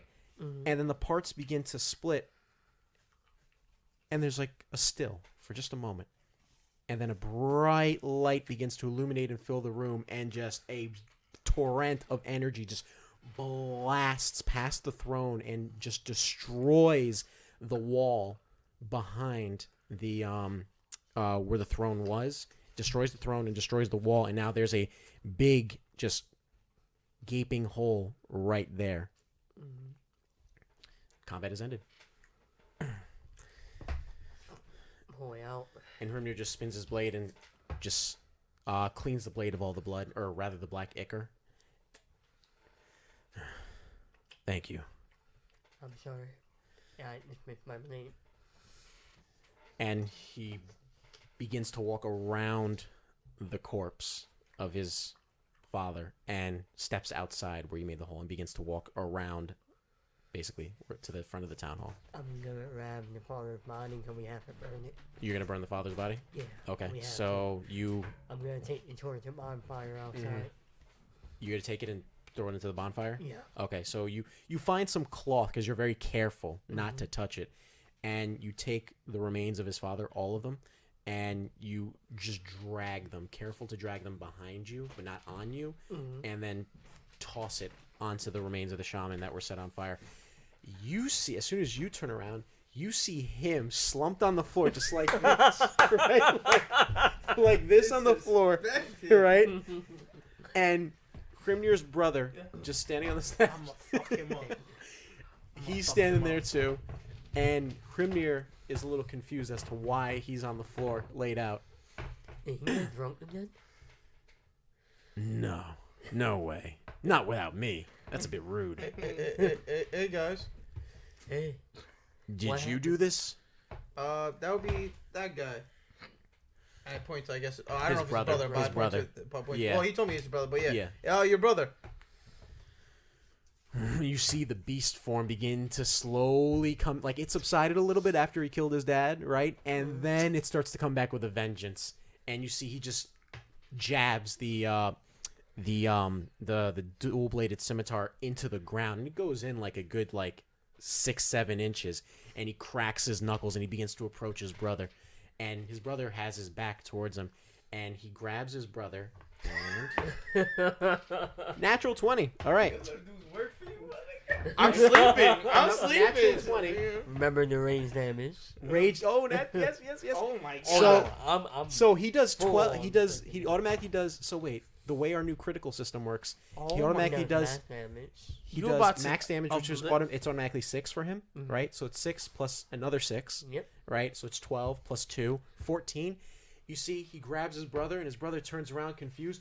Whack! Right across the face. And his brother doesn't get knocked out. His brother just stumbles back, and there's like a big red mark now on the side of his brother's face. And he says, "You touch my friend, and I'll kill you. And he begins to rage out even further. The ears begin to sharpen, become almost knife-like, and his wolf-like features become more pronounced. What are you doing? I'm gonna try and slump it up. Okay, do you have any potions or anything? I'm gonna try and make a material. No, I You don't don't? think we do. No potions or Let anything? me double check my inventory. Okay. Dang. Some people just can't take words. Nah, I don't have Nothing? Okay. You can... Can I make a if- medicine check? Yeah, do a medicine check, like maybe see if you can resuscitate him in some way. Okay. How long is a long rest?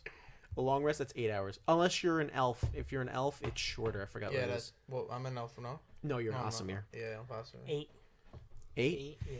It takes a while, but you wind up slapping him around, like wake up, like back and forth, right? And there's a point where you actually you get your skin of water and you splash some water on him, and he wakes up. He's or what are the first words? Like these are the last words that were in your mind when he punched you in the face. What do you blurt out? Oh. I don't say anything. And as you wake up, you catch in the corner of your eye, you see Hrimnir just whack his brother in his face and hear him scream out, "I'ma kill you! You know, you touch my friends, I'ma kill you."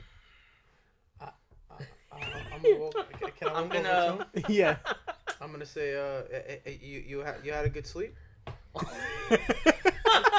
I'm gonna use cure wounds on myself. 'Cause Okay. I'm gonna pretend that I didn't hear what you just said right now. No, I'm not gonna say that. I take that back. No. No, You stuck with it. You stuck with it. Keep it.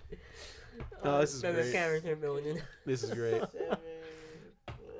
What's my spell curse? Motherfuckers. I gotcha. I got something for this thing. It's like a what? Isn't it like 2d4 plus whatever? One, No, cure wounds is at Sure. D8. D8. That's what it is. 1d8 plus my spell One- modifier. One level when you casting it. 1. Yeah, so that's 1d8 plus your spell casting modifier. I can't find it. It should be with your spells. Yeah. So if you click Oh, that, spells, right? We see the. Oh, okay. So 11. So you get 11 points back. You cure wounds yourself. You touch over your heart, and then you wake up and you feel a bit more revitalized. And your nose is broken, right? And there's blood just that dried up that was like profusely coming out. So there's blood on the side of your face. Your gut hurts like hell. I tell Black Mean to stop. I was like, don't fight your brother. You're lucky, trash. And he throws his brother off to the side. And he begins, as he's approaching you, he begins to calm down a little bit, the rage subsiding, and the wolf-like features just receding back. I'm gonna act Hrimnir. I'm gonna say, No one can say his name right. It's so hard. I don't know why. Blackmane. Blackmane's the easiest way. Yeah. I'm gonna tell Black Man. I'm gonna say, so how'd it go in there with your father? I just respect your wishes, and I stepped out. He points to the bonfire, and you see there's like a burning sack on that bonfire, and it's just like crackling. Okay. So what next? I don't know. We gotta go back to the houses because that girl's. I think her name is Maria. I don't really remember. I heard it real fast. And she's still there. I heard it real fast. And she actually begins to walk up to Hrimnir, and she like hugs his leg, right? And he just pets her gently on the head, and he pries her, and he looks at her, lifts her up like Arnold Schwarzenegger in T2 to the baby, and where are your folks? And she looks away. Fine, Anya. She'll take care of you. And puts her down, and she begins to run towards. I just want to point out that she went up to Black Man and not him anymore because she realized who the real man was. That's fucked up. Wow. This is going to be like almost like the Grog and Vax rivalry when Vax shaved off half his beard and like penciled it in. Oh, that's great. I love it. Yeah, this is beautiful. I think her parents might be affected with the same thing that your dad was. He looks, as you say that, he looks at the bonfire that's there. I think we might have to burn this out. One at a This time. is starting to turn into like the calling of Strathalhome. No, why can't we try to use magic to get this stuff out? We Let's try to tried that save with his father, and the thing broke his own neck. Well, not all the cases are the same. We can certainly try. And you see he's thinking contemplatively about it because you both know now what is on his shoulders. That he essentially is the The king. the chief now of this village. Sure move. And he looks to the burning town. Save who you can. Burn the rest. And he goes off. And you go and know that the direction he's going to is towards the Night Mother's Tavern, essentially. And he's going towards where Anya, potentially, to make sure that she's alive. Or she's okay. Why don't we try to go back to the parents' house? Okay, so you go back to Marie's house? I'll go with you because Okay. you don't look right. No Yeah, offense. you're at 11 points. Mhm. What are you doing? Are you accompanying them or are you going with Hrimnir? Or Blackmane, rather. So who are you? What's your name? We'll talk about it later. Okay. He's Astraios. We got people to save first. Mhm. I would have saved more, but somebody wanted a little punch happy. Don't worry, I haven't forgotten. Are you saying that to him? I'm saying it out loud. Out loud? He turns around to you and he opens up his arms and he has a big red welt on his face from his brother. As soon as he says something, I throw a dagger, but I miss on purpose and right by his face. Give me a roll to see if you miss. Oh my god. Oh, wait, Oh, no. I'm hoping for a natural one there. Oh, you did a natural one. No, Natural- he didn't. I'm hoping for it. Oh, I'm What'd you roll? praying for it. it's 12 altogether. 12 altogether? Mm-hmm. Oh, fuck. How does that monk ability work? Oh, The he uses projectile? a reaction. He rolls Yes. a. It's I a believe it D4? Or no, No, D6? D12, isn't it? D12? And if he uses a 0, he catches it. Yeah. And he uses a key point to throw it back. Right. Sorry, dude. Ew, son. 8. So he knows it's not going towards him, Mhm. right?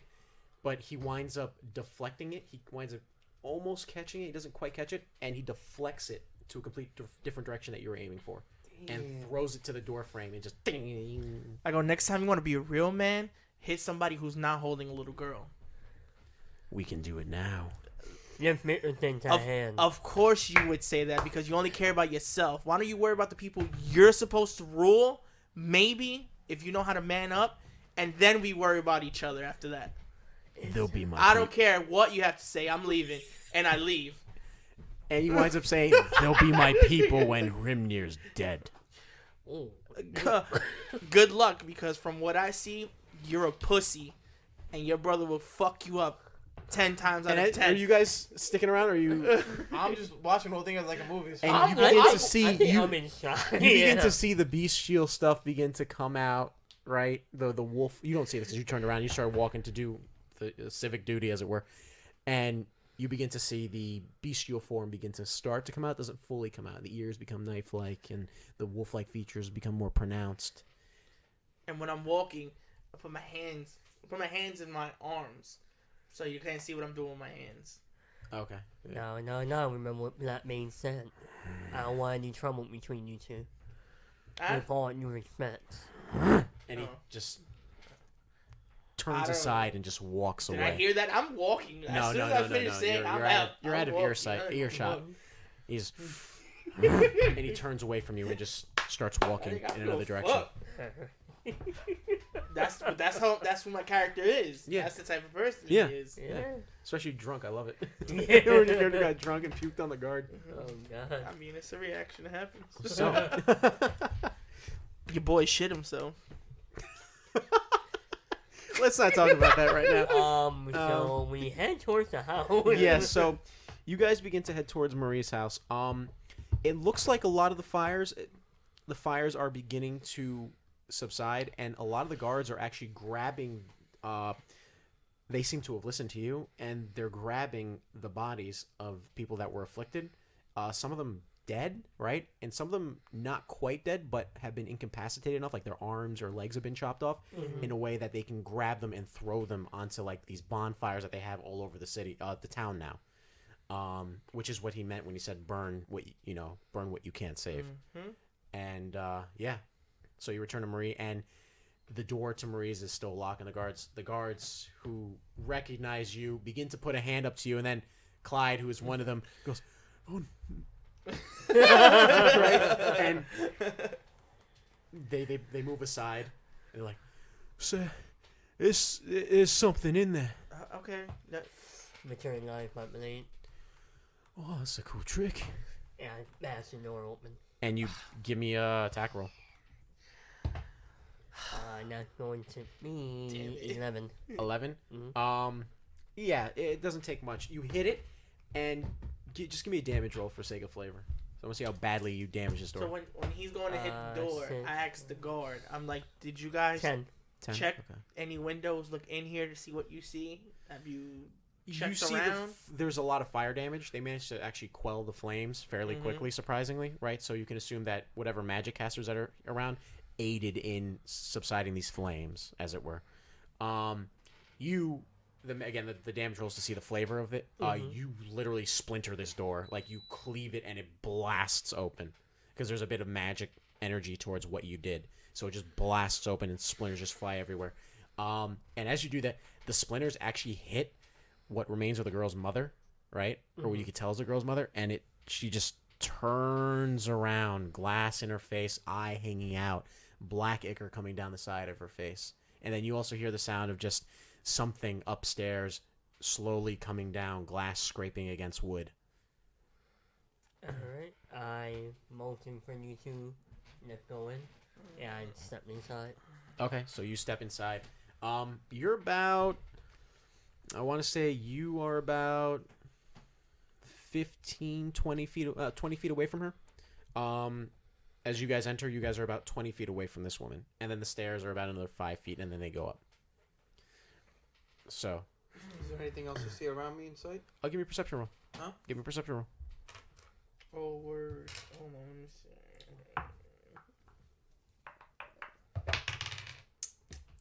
14, 15, 16. 16? So, are you looking specifically in the town or in the house? Oh, well,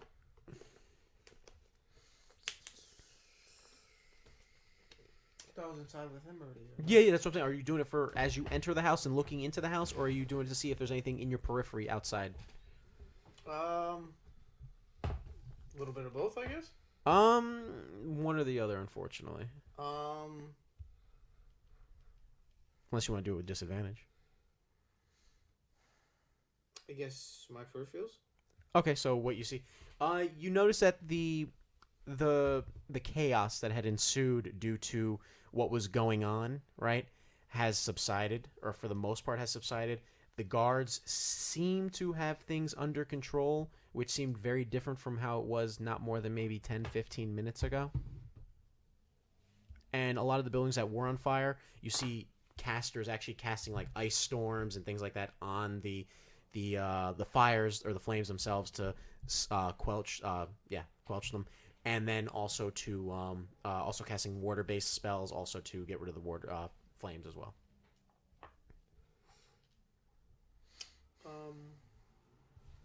I can make another perception check in the house as well. You can, but we're gonna let Astraios need to do what he does. What are you doing, Astraios? I'm trying to see if we could get this thing out of there, out of the mom and pops. Okay, so what are you gonna do to try to do that? I'm gonna try to. Mom looks pretty rough, by the way. I know.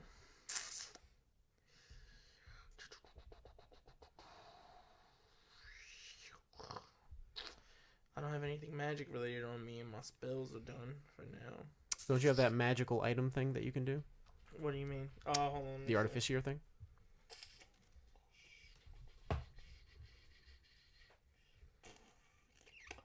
I don't see it here. Hold on.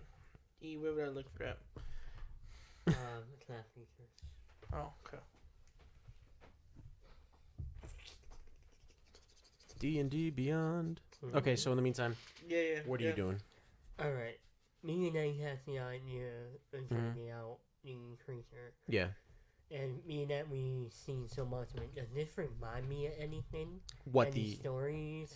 Anything at all? It has to be something. Unfortunately, give me a history roll with disadvantage. This is very obscure.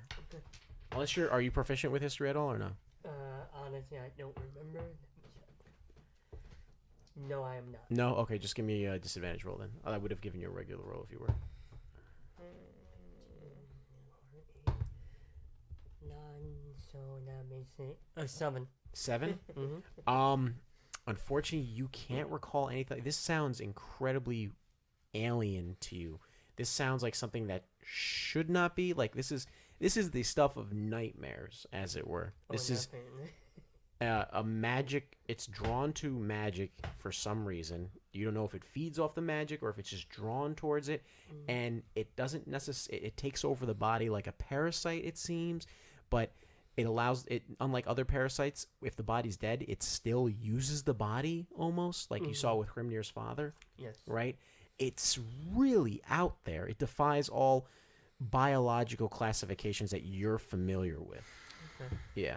Did I learn of anything when I was in the manor? I'm trying to You remember. have all those notes. Don't forget, remember? I do. You have all those notes, and they're written in various different languages, remember? Yeah, I do remember that. Yes. I'm surprised you didn't bring that up earlier, but I guess you forgot. I don't know if I can read the notes over my language. Not you, but maybe one of these guys can, and he can do a lantern that can reveal magic as well. So who knows? I was about to use that just now, just so I could use magic as a kid. I'm a psychic DM. I'm of the aberrant mind sorcerer class now. I'm gonna replicate the lantern of Mind revealing. sliver, no. Huh? I'm gonna replicate the lantern of revealing. Okay, the lantern of revealing. Lantern of revealing. Lantern yes. of revealing. Okay. Lantern of revealing. Okay. So you with your lantern of revealing. What do you want to do, Hal Jordan? I just want to see if the Ichor will come towards the lantern. As and you I can pull cast it, it's like I said, it's a joke. It's like Hal Jordan's Green Lantern battery lamp, and it shines. And as it does so, you see it begins to just extend. It stops looking at you and begins to extend its arm towards that ray of magical light, and begins to shamble towards Astraios. Wait, say it again. I'm sorry. I had to. It's stumbling towards you. It begins to shamble towards you. The person, or is the Ichor coming out of it? The person. Okay. And as it's shambling towards you, it's convulsing. It's making the cracking noises. It's like very much like the ghost girl from The Grudge, as it were. You seem a little discomforted by that, E. Yeah, I'm gonna that is try something to that lead her my mind- outside. Yeah. You're luring it outside? Yeah. So as he's luring it outside, are you letting them know that you're luring it outside? I mean, if they can't tell that, I don't know what I could do for them for the rest of their lives. Okay. We'll say for the sake of this, you guys. I'm sorry. Do you want to recognize this? Huh? Do you want to I'm recognize? sorry, but I have the lantern like this, and I'm backing up, and Okay. making sure the thing Okay. follows me. He told us before we went in there. Okay, It might be okay. on the way, so I'm trying to see what he. Okay, so you guys back up, and this Me thing just anyway. it's I don't like know about him. it's shambling towards him and cracking, crackling as it's moving towards him. Bones are literally like breaking and then reconnecting, dislocating, popping back in and out, right? And I there's think she's dead. huh? And well, her eyes hanging out. Yeah. And you see that as she's like doing that, her eyes like swinging like a pendulum, right? And and she's just like coming towards you, and you see Clyde's like, oh shit, and he swings his sword at You told him to do something, damn it. natural 18. Yep, hits her. Before he does that, when I see him do this, He's swinging down. can I on him. try to tackle him before he hits her? Give me an attack roll. Oh, You're like, man. yeah. Like, I'm not trying to hurt him. I just No, I want know to you're tap him trying to to stop. give me a strength. Give me an athletics roll Okay, yeah. to like shove him out of the way or something. Yes. This is great. Or maybe when he swings, bring your sword like that and keep it underneath his sword. And I have no, He I has have no daggers. time. I have But, daggers. yeah, he's holding one I'm arm with holding the the lamp. lantern, and then, yeah. He's trying to just like push him. God, I thought it's you me were again. Let this roll work one time. Natural 20. What am I using? Athletics. Athletics. No. 8 total. 8. Yeah.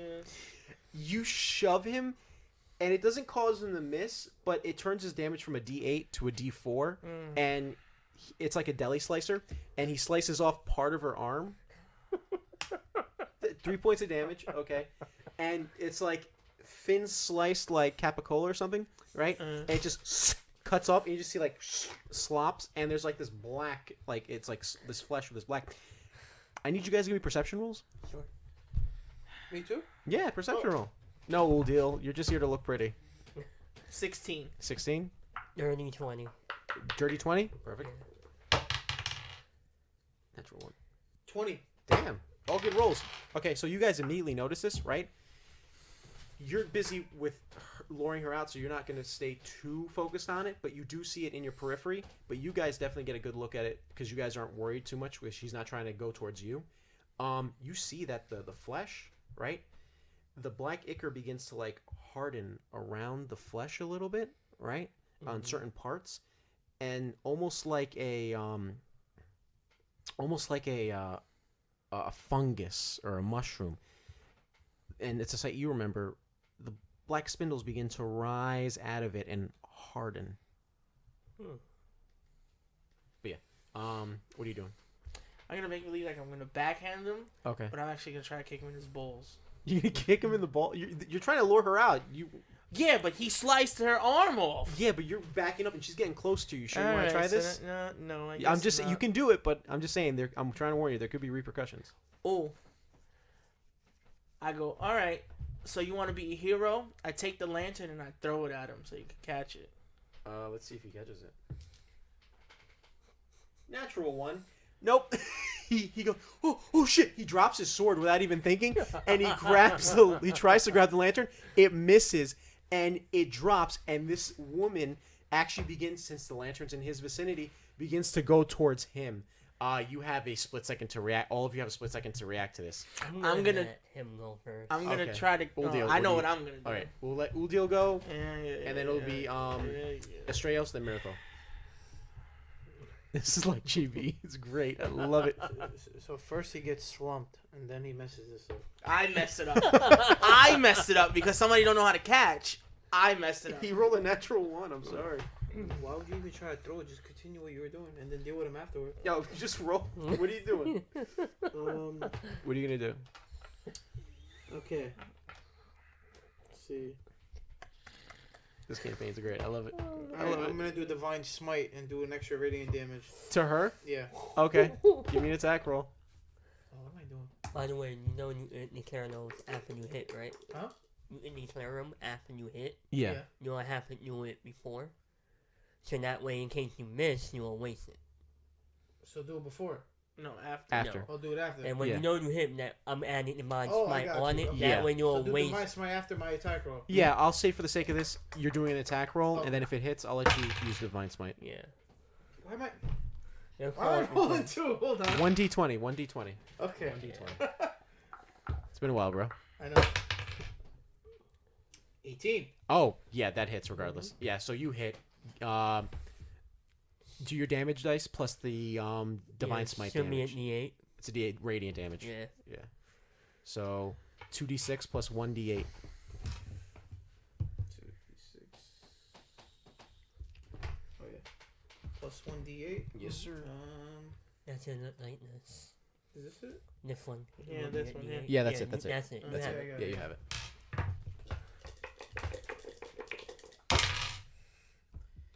6, 7, 8, 9.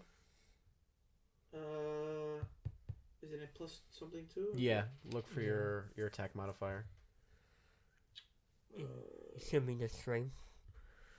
Yeah, what's your strength modifier? And if you're proficient with it too. Well, he's using it right. Yeah. Right? So what's your Should be strength that. modifier?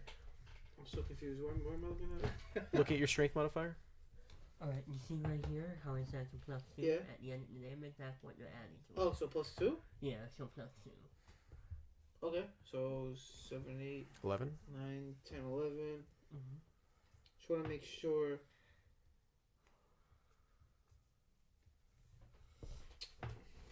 Is that it? Yeah, but I just want to make sure, was that all the damage? It's supposed to be 2d6 for your damage, 1d8 for the radiant damage, and then you have your attack modifier that you have to add to it too, which I could have swore should be more though, because I thought you were strength based, right? Yeah, that's what I'm trying to figure out. Let me see if I can pull it up here. D&D Beyond. By the power of Grayskull. Oh my god. Oh my god. Oh my god. Alright, let's see. 2 plus 2, so it should be 4, so you should be doing 13 points of damage. 13? Yeah, Okay. because you add your modifier because you're proficient with it, so you add your proficiency bonus. So that's 13 points of damage that you swing at her, and as soon as you hit... Radiant. one of the D8s was radiant. So the radiant damage that hits her, as you hit her, right? You begin to see the mark that you hit her, right? The flesh looks like if it's inflamed, right? The flesh itself looks inflamed after he strikes it, which is a new look that you haven't seen before in this thing. And then you pull the blade out.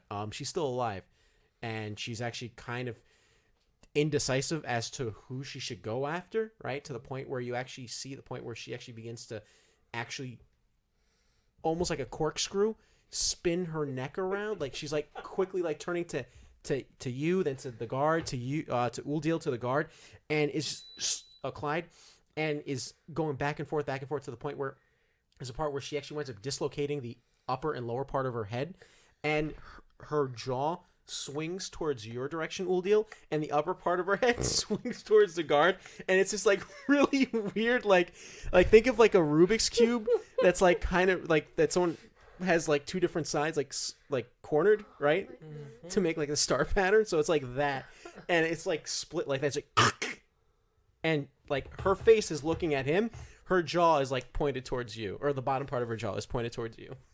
What are you doing, Astraios? I leave. You leave? You're not gonna pick up the lantern or anything? I see that. So I see her head turning, and I just leave. So I want to point out you caused this and you're just leaving us. I knew it. What are you doing, Mirthal? You see this shit go down. This poor woman is dead. I try to send her to the Raven Queen. Okay, so I'm gonna make his brother. go ahead. You're gonna send her to the Raven Queen? Give me a roll. That's gonna be a 15. 15? Yeah, you hit. Go ahead. Do damage roll. 11 damage. So how's this going down? I Just quick kill? quick kill. So, the there's- poor lady needs to end. Yeah, so Head it first. with just straight up, you just decapitate her. There isn't flair to this. It's not like when you killed Hrimnir's father or the monsters. It's more merciful. In Yeah. a way. It's like, And there's a bit of a Don't let sorrowful you look know. on your face and expression. Like, you really, because you saw the little girl, and she's like cute as a button, and now knowing that her mother and her father are like this, right? Or you can assume her father's like this, and based off of what he said, and just, and you see her body just goes slump, falls back, and the head rolls and hits the ground. And then as it does that, you begin to see like the black ichor that was protruding from her body, pouring out of her body, begins to harden, and again those spindles begin to rise out, just like fungi, just grows, and it makes little thorn-like tips. what was the name of the guard? Did Huh? I hear it? Huh? Did I hear the name of the guard? Actually, you don't know that his name is Clyde. Yeah. Guard. Oh. Don't touch it, All right. but throw the body into the fire. Do not touch some of that stuff. All right. You see, he looks at his buddy, and they're like, all right. Astraios. I'm not there. "You You left left the room. completely? I left. You left complete. You know the father's still in there. I left. Okay. I left. All right. Oh, man. Where are you going then? I'm going to find other places to see if I can help. Okay. damn it. Give me just a investigation roll. You about to get slumped. 13. 13. Unfortunately, by this time, unfortunately, due to your inspiration towards the guards, they were quite swift in the execution of the afflicted. Mm-hmm. So most of the afflicted, I mean, if not all the afflicted, are deceased and are on pyres now, being Okay. burnt. The houses that were set ablaze are no longer ablaze, but there is significant fire damage done to them. Okay. Yeah, and the last you knew, Hrimnir went over to the Do I see anybody hurt? Like any guards hurt on the floor or anything? There are a few that look injured, but nothing that is of concern. Like a few bumps and bruises and some burns, but nothing that looks like it could have been dealt by the afflicted. Okay. All right. Okay. So I guess I'm going towards the drink where I got fucked up last time. Okay, so you're heading to the bar. Yep. Okay, the night. What is it called? The Wolf Mother's Embrace or something like that. Mothers, Yeah. This is what happens when there's too many sessions and not enough sessions in between. And I wind up forgetting names. You're heading back to the bar. What are you guys doing? I'm finishing. Well, I'm not gonna say anything out of character. I'm putting the little girl father to rest. Okay, so to avoid any unnecessary dice rolls, you guys are you going to join him with that, or what are you doing? Ooh, deal. Did a lot of fighting today. Okay. I'm enjoying him at the bars. So you're leaving. So you begin. Or go to what's his name? Where Hrimnir the is. chief? Yeah. Oh well, Yeah, he's the at new the chief bar. now. Yeah, he's at the bar. So you begin to follow in Astraios' stead. You put the father quickly out of his suffering, and again, the similar sight that you see: the black ichor hardens and the spindles rise out of his body, and that's that. Yeah, I'll wrap his lantern that he left behind. Okay, and you grab the head to lantern, the bar. and you begin to head towards the Wolf Mother. So, as you guys get there, Hrimnir is a sight that you've already seen. The bar is actually empty except for Hrimnir, right? Which is not surprising considering what's been going on. And Hrimnir is just sitting at the bar, Anya there, and she's consoling him. She's, talking to him. And he has a drink in hand, a drink that you recognize immediately as you enter, right? And he downs it and puts it down, and she actually pours him another without any request. Picture Millet House to me. That smell hits you and brings back the memory of that. Is that the drink that's made for men? Yeah. Yes, it is. Yep. I feel around tune coming on. Huh? Around I you, sit yeah. down and I ask for a drink. And she looks at you and she goes, "What would you like?" Not that. Not yet. Just a regular ale? Yep. She comes back and she winds up pouring you a regular ale from one of the barrels and puts it down.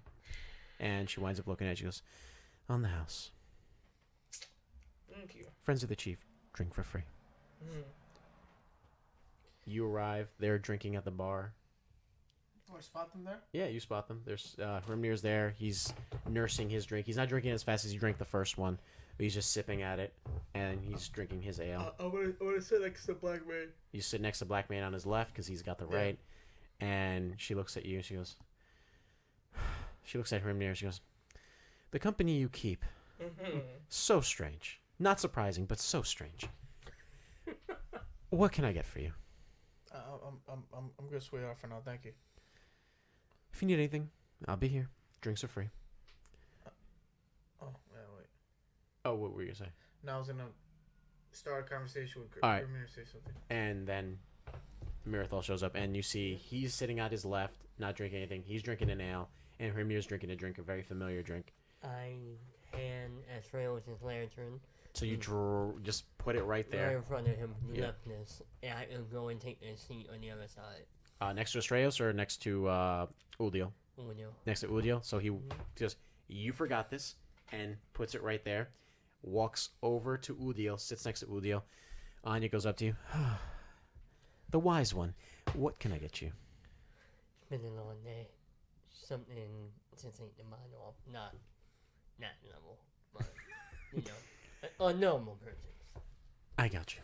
And she winds up going to the cask of ale that she had gone for Astraios, and she pours you another ale, or she pours an ale for you rather, and puts it before you on the house. Is the lantern revealing anything? Because it's supposed to reveal things. It's revealing your incompetence. I mean, what? Well, I wanted to get to that, but somebody ran off. Do you want to do a pass? We'll do a retcon. Do you want to do a passive roll for when the lantern was on the ground? Yeah. Okay, well, give me a roll. D20 perception. Yeah, I'll do it with advantage though. Imagine if we take You roll 2 D20s basically. You roll it twice. Yeah. You notice the lantern. It shines on Anya, and there's a faint magical radiance, a very white light, a powerful white light, coming from the pendant that's hung around her neck. 17, by the way. 17. You did notice something actually. It wasn't on the black ichor, right? But rather when it shined on you and your satchel. Well, that's what I wanted to bring up, but he ran off. Okay. So go ahead. So, couple questions. Black Mane. You. When I was at the manor before it self-destructed, I gathered these notes here, and I saw that your lantern shined a light on these. And as you put them in the way of the lantern, you slide them over, and the light that hits it from the lantern actually changes the language on there to no longer reflect the mishmash of languages before, right? And it actually looks like common. I'll start reading it. Yeah, as soon as you pull it out, Yeah. the language just returns to that mishmash. I'm gonna put it back and read it from there. Okay, so you have the lantern's on the other side, so you'd have to get the lantern. You mind if I borrow that? I just shrugged my shoulders. He's okay. So you grab the lantern and you begin to read. What are you doing? Drinking. Just drinking? Yep. And you see Hrimnir looks at you, a little smirk on his face. Sorry about that. Sorry for. My brother could be a bit of a dick. No, because dicks belong to men. You see, there's a slight chuckle to Hrimnir. He's like, and he looks at you one more time. Oh shit! Sorry. He looks at you one more time, and he goes. He looks at his drink. Round 2. Yeah, think so. And he waves on you, puts 2 fingers up, and she winds up shaking her head, and she looks at Mirthal, the wise one, and I never know. and, Things I need to tip. and then she goes to grab you the drink. What are you doing in the meantime? I'm gonna Yeah, read. I'm gonna read the nosy master. And so you both are reading. You're reading over his shoulder. I want, if you allow it, I'm gonna read it too. I'm gonna tell Blackmane. I'm like, Mhm. listen. I understand you're the new chief now. This is one thing you have to put into these people. However, it was run. That was the past. Whatever happened with your dad happened. Now you run the ship. So now everything that happens here is on you. So, raise some men in your army or your guards. Make them men. An outsider shouldn't have to tell them what to do. Why did I have to? The reason why I got knocked out is because I guess your brother's pussy must have hurt from all the stuff that I said. Because it hit a note and he knocked me out. You okay, bro? I'm just saying the obvious because he punched me while the little girl was on my chest. And Hrimnir looks at you and he goes, "I don't want this." Listen, sometimes we're forced to do things that we don't want, but depending on what you do now makes your character for who you are. What you were back then 2 hours ago is a totally different person than you are now. Now you have responsibilities for the whole place you live at, not just yourself anymore. All right. And as you say this, we will take a brief break. Is that okay, guys? Yeah. All right. Yep.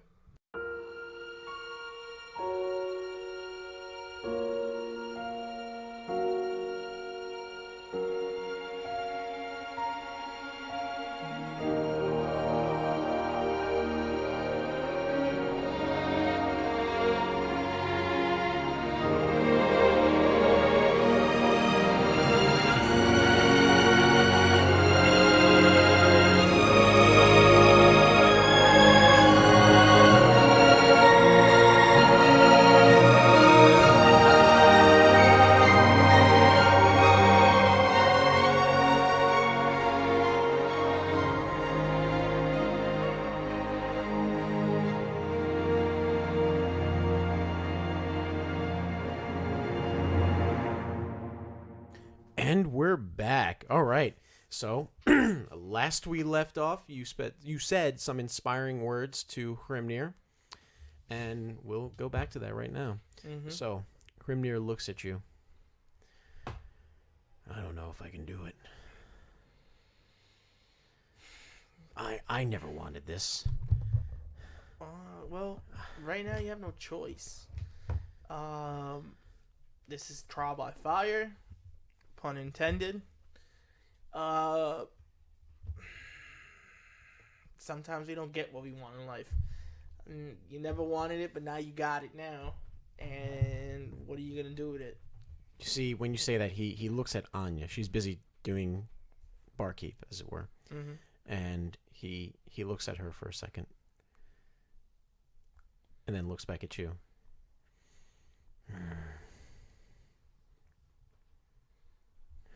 I just don't know. And as he says that, you're reading the notes, right? Give me just an intelligence roll.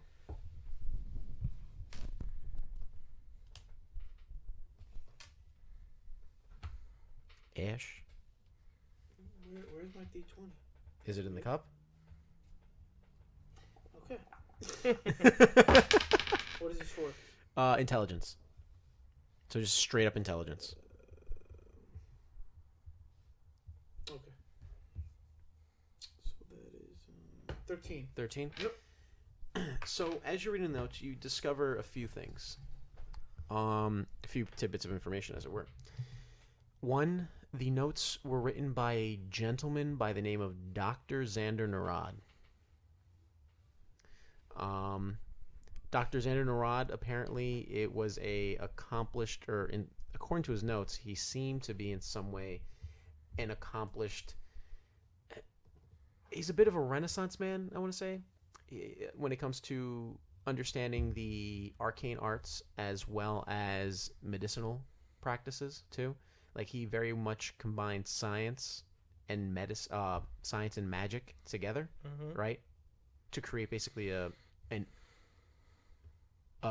field of study that a lot of people don't partake in because they're very stubborn as towards that magic should remain with magic and science is science, that they shouldn't intermingle with one another, as it were, and that there's no way they could intermingle with one another because magic is fantastical while science is very logical.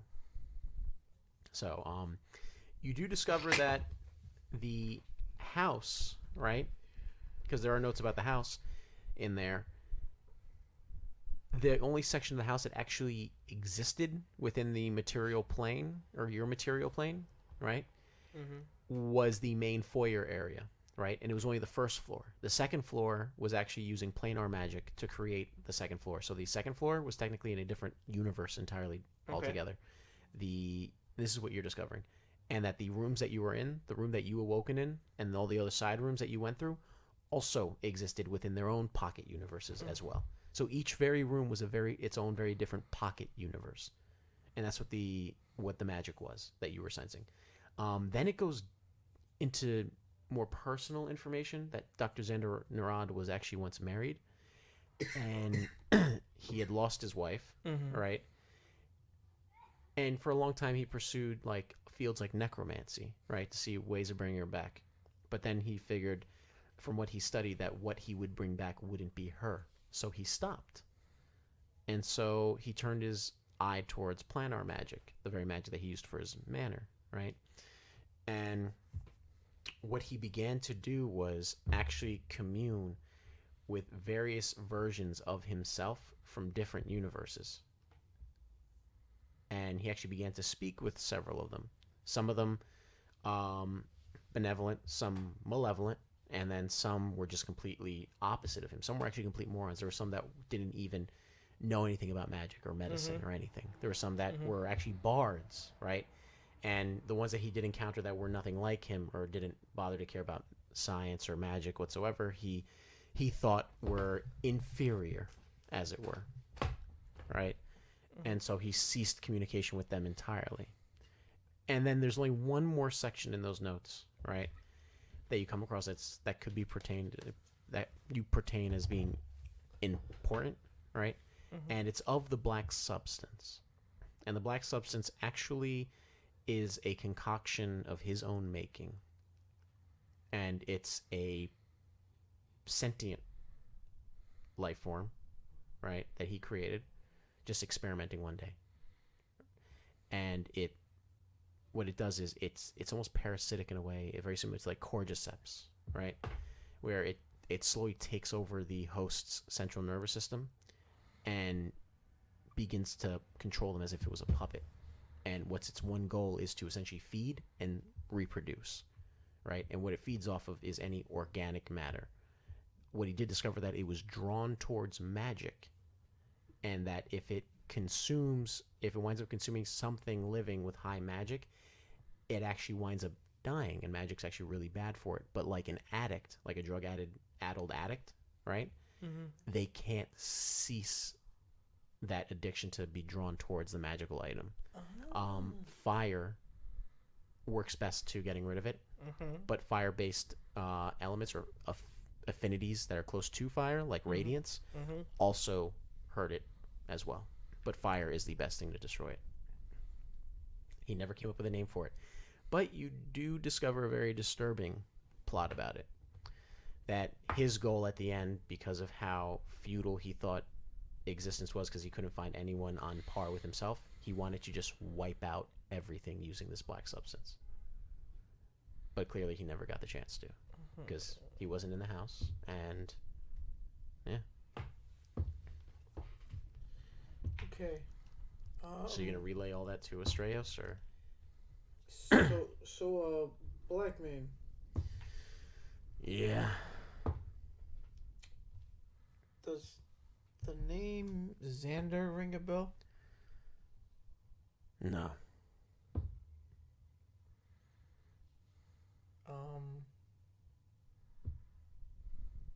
Do you know where this village is located? Like I said, when I woke up here, I have no idea what's going on.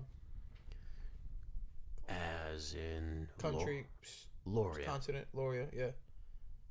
And you know from stories that Loria was a made-up place. Perceivably it was a made-up place. It's equivalent to our version of Atlantis. Like, it was a story people were convinced, oh, Loria exists, but it's deep within the sea, or it was wiped out by the gods long ago. So what's outside of this village? What direction? What's the nearest towns over? Or places, or... Kingsport, but that's through the Flukemire Marsh.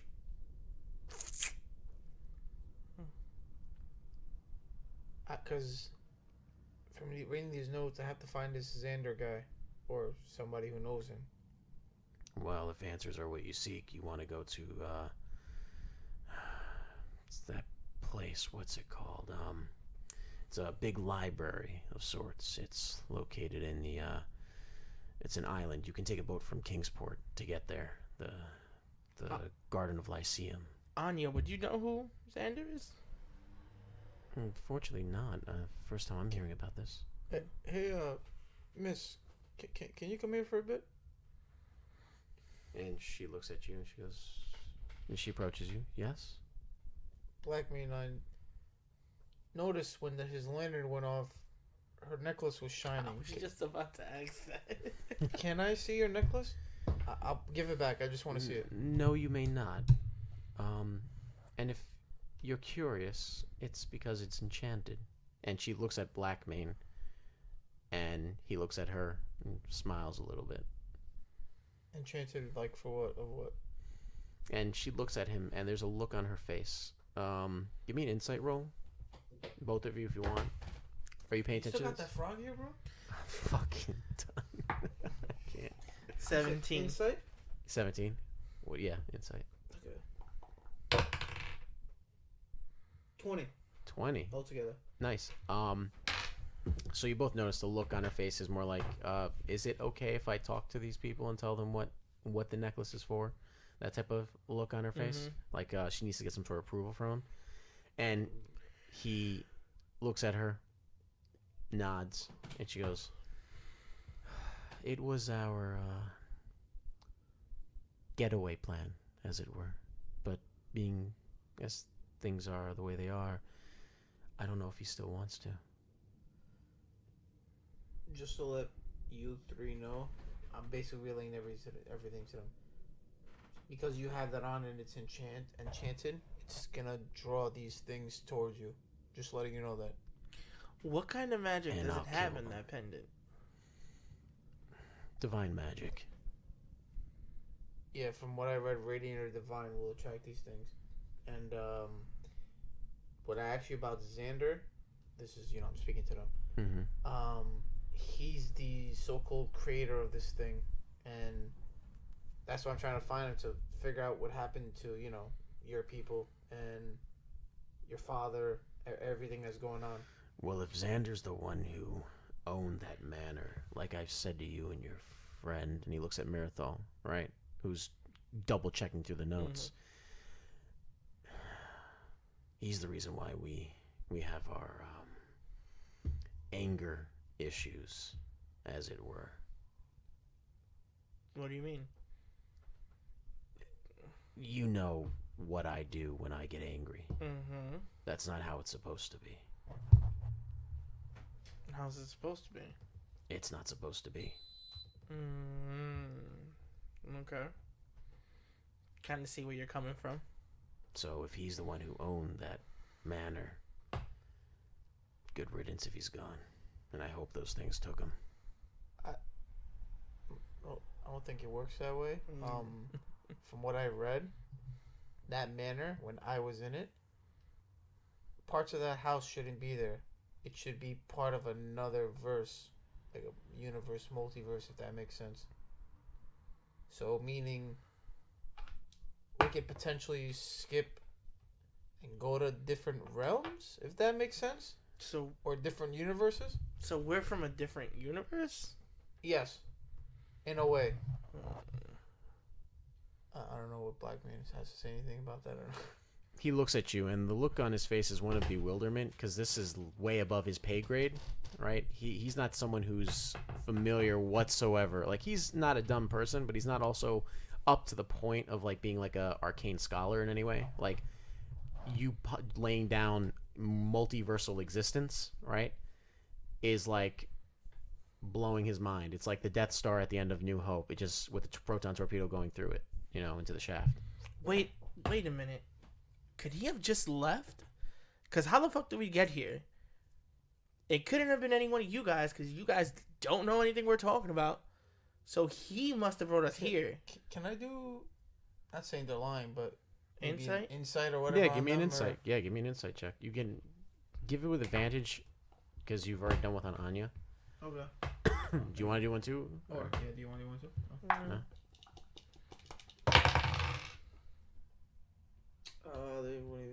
17. 17? They're not lying. They're being forthright. It's as a pure look of bewilderment as you've ever seen. Like when you mentioned stuff about multiversal Xander, the only thing, that hint of knowledge that they see is like when you say that this guy's name was Xander, they're like, oh, finally we have a name of the person who, you didn't shit yourself again, did you? Almost. Okay. The name of the person who basically afflicted them with what is wrong with them, essentially, or not Xander, Hrimnir and his family with their rage issues. Is there anybody, you mentioned the library, but is there anybody I can talk to that would know of stuff like this? Weird, cuckoo, science, magic stuff? The library. Do the notes say anything about what he looks like, maybe? They did. Yeah. Xander Narad was a human who, at the time of his notes of writing, he was a human. See, out of character, I know who he is. Yeah, he knows who he is, don't know but who his character doesn't know who he is. I know He's who a familiar. He's a familiar character. Yeah. But anyway, certain characters in this are going to be familiar to not Udil, but Ash's person. But from side campaigns we've had in the past. But in the writings, there was talk of him actually learning how to even change his own race. Like, for a long time, he actually made himself an elf so he can cheat death, because elves are essentially immortal. And then he would revert, but he found that elves, there was a lack of, there was something about elves he didn't like, so he just used it for their longevity. And then he would quickly turn, as soon as he was done for whatever X amount of hundreds of years, he would turn himself back into a human unaged, basically. Xander could have been one of you guys, and you didn't even know. What do you mean? Because if he's able to change who he is, why not become one of you? And you would never know. And he would just be doing experiments with people who don't matter to certain people, who are the bottom of the food chain, the weakest link, doing experiments with them to see if that worked. Then when it didn't work, he tried to bring people from other universes, aka me, and these two guys here. I mean, why here? If he's not here, how come we came here? If he's that good with magic, why wouldn't we appear where he is? Well, seems like I need some answers too. And he looks at Anya and he smiles and she goes, "You are the chief. You can do whatever you want." But don't do it out loud. It's best to keep people thinking that you don't know something's going on. Oh, that's not what I was smiling about. Okay. And he grins. You want to do an insight roll? Or Yeah. Wait, is your insight high? What happened? What's your insight? Because mine might be higher. Well, no, he's the one looking, so. Okay. No, my shit's like... Oh, yeah. It's trash, but alright. Oh, natural 20! Oh. You quickly see the gears turning, and you can already suspect that he's not necessarily doing this as a way to really look for answers, but more as a way of getting out of the responsibility or using his ability of being the chief, or his title of being the chief, to leave the village in pursuit of finding Xander, who may be out there. I'm sorry, but you're not coming with us. I'm either going with you or I'm going by myself. All right. I understand you don't want to lead these people, but do you want your brother to have reins here? Well, technically speaking, they'll be in her capable hands. And you see he looks at Anya, and she looks at you. They are quite capable. I mean, another fellow with us won't really hurt. More power. On two conditions. Maybe. One, when you come back, you're chief. You have to live up to it sometime. If you don't want it, leave. But then no, you're leaving people and you're deserting them to be with somebody who's terrible as a person. And you're so quick to protect them, but then you'll just leave them empty-handed.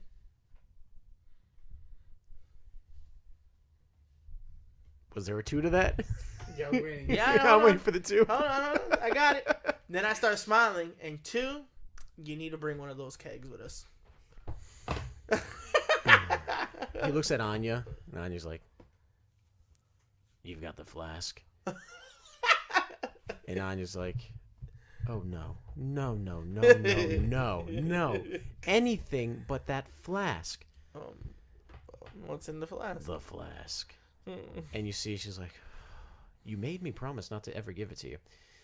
I'm the chief." And she's like, "Hrimnir Bartholomew Blackman." He goes, "What are you doing? Not in front of them." Bart. In my head, I'm like, Bartholomew? Shut it.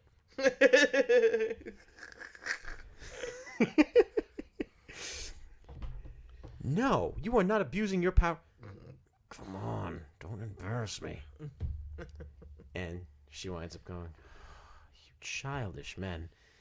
And you see she winds up reaching underneath the counter, and you hear a click, right? Mm-hmm. And then there's a section of the counter that splits open, right? And slowly rising out is a small little box. And you see she winds up waving a hand and uttering a verbal phrase. Do you guys want to... That was my stomach. Damn. I'm starving. Oh, shit. I'm not hungry. Like, I'm full, but my stomach is so used to eating a lot. Right, so like, it's... Gotcha. And the chest knocks, clicks open, and inside is what looks like just a regular silver flask. She takes it out, hands it to Hrimnir, and Hrimnir unscrews the cap, hands it to you. Drink the contents of the flask. About to get slumped. I don't want to right now. You won't. You won't. What's in here? You've had it already.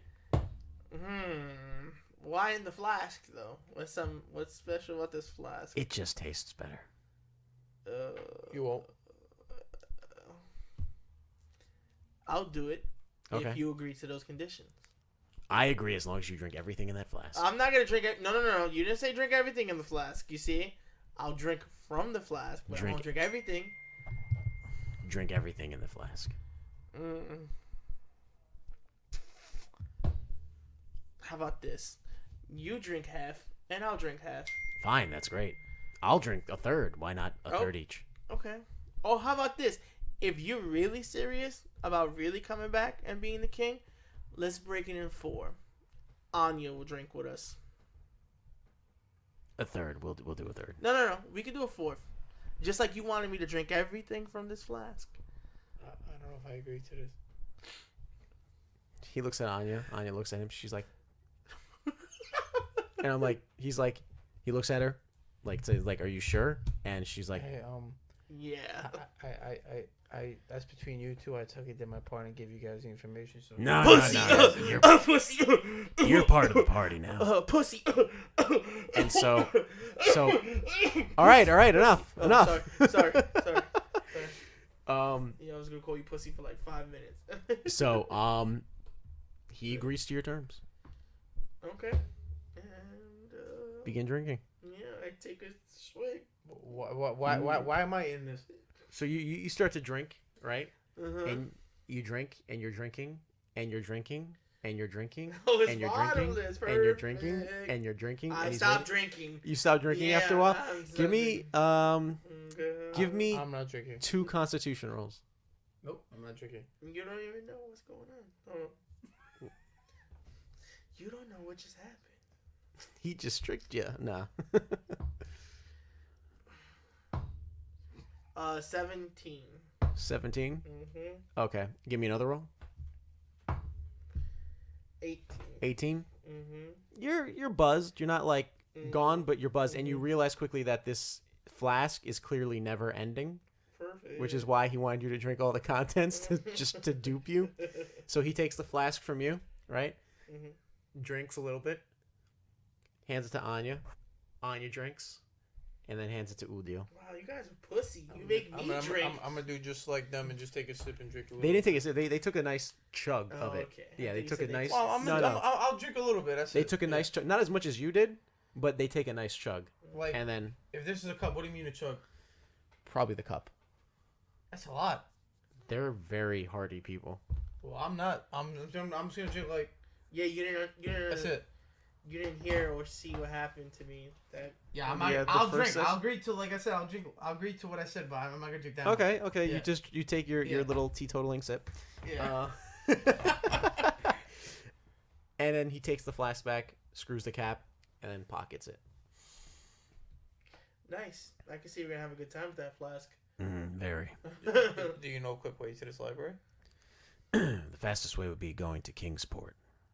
And from Kingsport, we take a boat to the Lyceum. Do you have any like planes or helicopters or anything? What? Oh, that's where I'm from. Wait, was my character from there? Nope, your character's from a fantasy world, bro. Helicopters don't exist. Planes. There are airships, actually. So yes, you would know of airships. There's no airships. What the fuck is an airship? So your universe, you don't have airships? Okay. And I go to explain to them, yeah, an airship thing with propellers, engines. I know what an airship is, but no, that's Far East. Oh, no, we had that where I was from. So you're from Far East? Sorta, yeah. All right, then we'll go wherever you say on boat. Okay. I guess we'll leave tomorrow then. Yeah. Cut. Anya, can I have another drink? She pours you one more. She hands to you. She's like, you drank a lot. Are you sure? Yeah. Because I want to play a game. Uh-oh, what's the game? I don't know. What games do you have? What games are known around here? Do you have a room I can stay the night? You stay with us. Okay. How about King's Folly? What is that? Would you look at the time? I guess I gotta go to bed. No. King's Folly. It's an easy game. We both take a drink, and then we toss a coin. How about I toss that coin? No. Toss a coin. But this coin is enchanted. Mm-hmm. You have to guess what dragonflight color comes out of it. You won't. And if you guess correctly, you don't drink. If you guess incorrectly, you have to drink. And depending on the dragonflight, you have to put the coin into the drink, and then it imbues it with that element. So if you guess black and you get red, it feels like you're drinking fire. You're not actually drinking fire, but it feels like it. I'm down. I felt like I got punched by fire earlier today. Just be happy it wasn't my punch. Yeah. I'm sorry about that. It's a red. I got something for your brother. Let's just say his issues come from years of being Dad's favorite. Me being Dad's favorite, as it were. I mean, he was a big pussy, so. You should have seen him when he was a little kid. He's a grown man? You should have seen him when we were younger. All right. So, ready to play King's Folly? Yep. Okay. I'll bring up my camcorder. There are You no have camcorders. camcorder? There are no camcorders here. What's a camcorder? No. So we'll be going off of the chromatic dragonflights Okay. for. You about to get a fuck. Oh yeah. I got my chest caved in. I need some drinks. Not just your guts. My Your guts gut. got pushed or Yeah, rearranged. You about to take that mean shit. Yeah, hell yeah. I'm about to shit my brains out, money. I shit, blood's coming out. Big facts. So there's red, there's blue, there's white, there's green, there's black. Am I missing any? Red, blue, green, black, Yellow? white. There's no yellow. Okay. So it's red, blue, green, black, white. 6 will be a wild card. So if you 6, you're safe, right? Mhm. You don't have to worry about it. 1 will be red, blue will be 2, green will be 3, black will be 4, and the last one will be 5. All right. Wait, I feel like I should write that down. Write it down. Yeah, write it down. Hey, what were you saying is the number? So 1 is going to be red. Okay. 2 It's blue. is blue. Okay. 3 will do white. Okay. Even though I said green earlier. 4 will be green. Mm-hmm. 5 will be black. Did I say black already? No. No. Black. Did it. Okay. And then there you go. 6 is Yeah. just a wild card, which means you don't have to worry. If 6 comes up, you're safe. Got it. Let's go. How about Okay. if 6 comes out, the other person has to drink the color of the roller's choice? There you go. I like that. We're making up a game as we're going along, by the way. Or how This is about great. 6? People are now going to play this fantasy game. This is great. Or whoever rolls a 6 can get double. Oh, yeah. So whoever rolls a 6 makes the other person drink double, and it has to be of the dragonflight of their choosing. Yeah, okay. Wow, he's trying to kill motherfuckers in this bitch. All right, so who's going to go first? Hrimnir, Udil, or... I never said I was you're part not of the taking... game. Okay. No, No, I'm not in the game. Sorry. Listen, if Anya's playing, you're playing. Anya's, playing. yeah, she is. Pussy! I'm not playing. Pussy! All right, so he looks at Hrimnir, was like, I severely misunderstood you then. Oh, shit. All right, count me in then. All right. And so Anya pours everyone a drink, and it's regular ale. So it's regular ale because she's not trying to kill us. Imagine it was that strong thing that was in there. So it'll be Hrimnir goes first, Udil second, Astraios third, and then Anya last. Sounds good. That's bullshit. I want to go first. You want to go first? I'm the fucking man. Yeah, I'm All going right, first. roll first. Guess the dragonflight. Oh. Wait, you There's know you're not rolling a D20, right? There's only 5 of them. Oh. There's only 5 dragonflights. Remember that. Blue. Blue. Okay. Alright. Oh my god! So he has to roll that number. He has I to gotta roll that it number. Too? Oh Yeah. shit! Oh, What is six. a 6? Wild? Okay, you were wrong with your guess, right? Because you can still guess 6 if you want, but you were wrong. So you have to drink 2 drinks, and it has to be of the dragonflight I choose. Black. So it's gonna feel like you're drinking acid. So you drop your coin into your ale, your first ale, and you down it. And it is like the most painful thing. It feels like you're drinking acid. It tastes like ale, but it feels like acid. Give me a Constitution saving throw. Oh, this is some bullshit.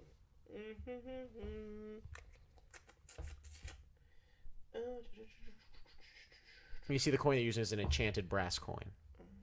Well, I rolled a 17. You're fine. Okay. You're fine. Yeah. Now you have to drink another one. Okay. Or give me a Constitution roll.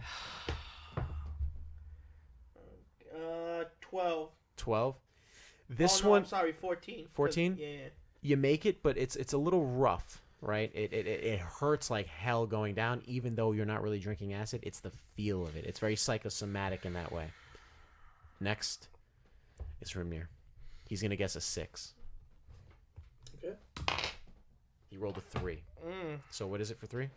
3 green? is white. White. It's going to feel like he's drinking like liquid nitrogen, ice. He drops the coin in there, drinks it. Ooh, his Constitution saving throw is not that good. Ah, pussy.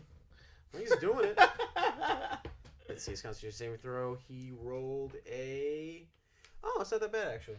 A 9. So, you see... Oh, you're right there. And you see, like, steam comes out of his nose. Next, it's Uldil. Oh, God. Oh, What are you gonna guess? Baby. Oh, baby. 4. 4? Let that motherfucker get a 6. Please let him get a If 6. you guys say Anya decides if it's a 6. What did you get, a 6? Anya looks at you, right? Let me see the dragons there. And she goes, I would be ashamed if you ever ran across a red dragon. Oh. So it's going to feel like fire. Drink the fire. So you drop the coin in, Yeah. you drink your first drink. It smells like beer. So like, yeah. And you drink it, but it feels like fire, molten earth going down your throat. It's not really hurt. It feels like it hurts, but it doesn't Yeah. actually do anything to your throat. It's all psychosomatic. What's the Very- second it's one? Second one, same thing, fire. 2 6s, that's bad. Now you have to give me 2 Constitution saving throws. What if I should do a spell on myself for a saving throw? I have spells like that, but no, that's You fine. can if you want. What, D20, right? Yeah. Okay.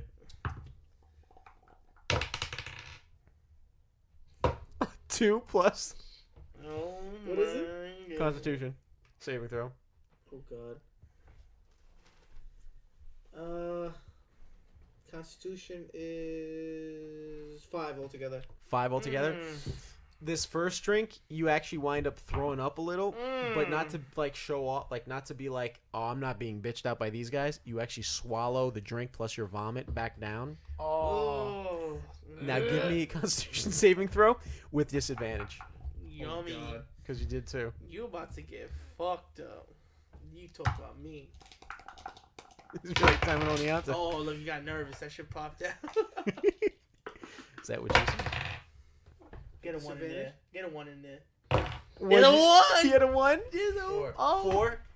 You try to down this drink, but you can't. And unlike before, where you didn't throw up this time, but Wait, you. do I add anything or no? Oh yeah, yeah. Constitution? Yeah. 7. 7. Okay. You manage to get this drink down, and there's a bit of a gag reflex. So you're like,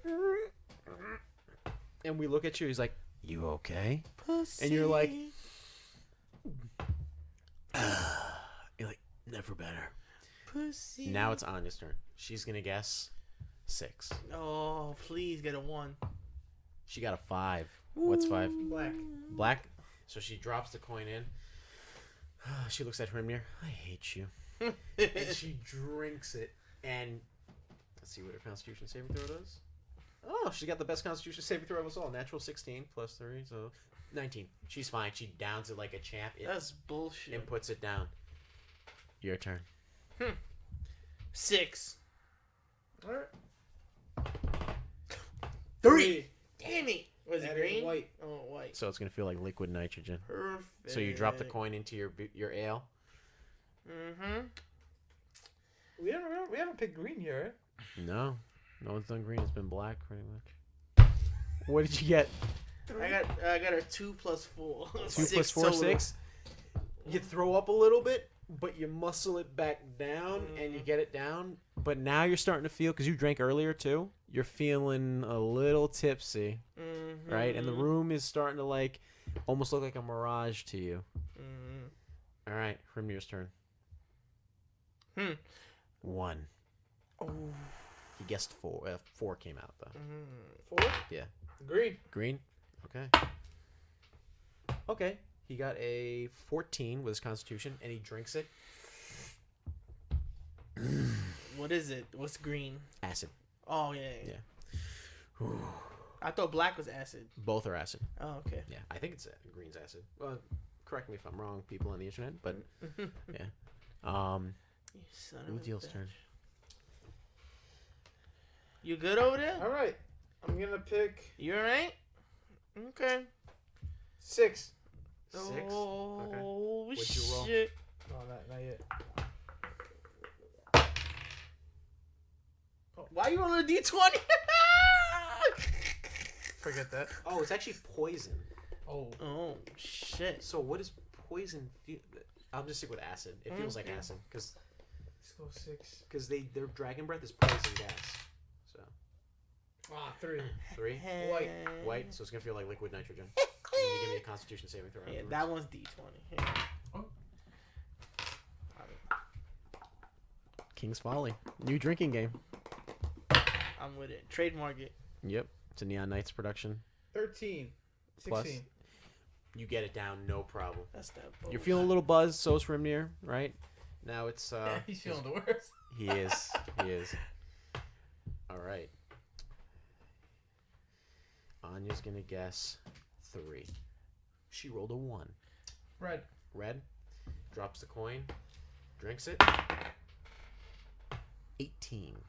Nice. That's with her modifier. So she drinks it. Boom. I thought you were men, she says. Oh, yeah? So you want to play... You want to add a little more to this game then? Sounds like she got bigger balls than you do. You want to add to this game then? Go ahead. Mm-hmm. And Hrimnir's looking at her like, How about every time we roll odd, you and Anya drink, and every time even rolls out, me and this guy drink. Anya looks, she goes, fine. Okay. I hope you're ready to get drunk, buddy. You realize if you guess it wrong, you still have to drink, though. I know. Okay. 4. Yeah, I'm rolling 2. No, he is. What? 4. 4? I actually got it. So who are you making drink? It's Anya. anyone on the table. You're making Anya drink? Okay. Mhm. What's 4? What dragonflight? Green. Green? Okay, so it's going to be feeling like acid.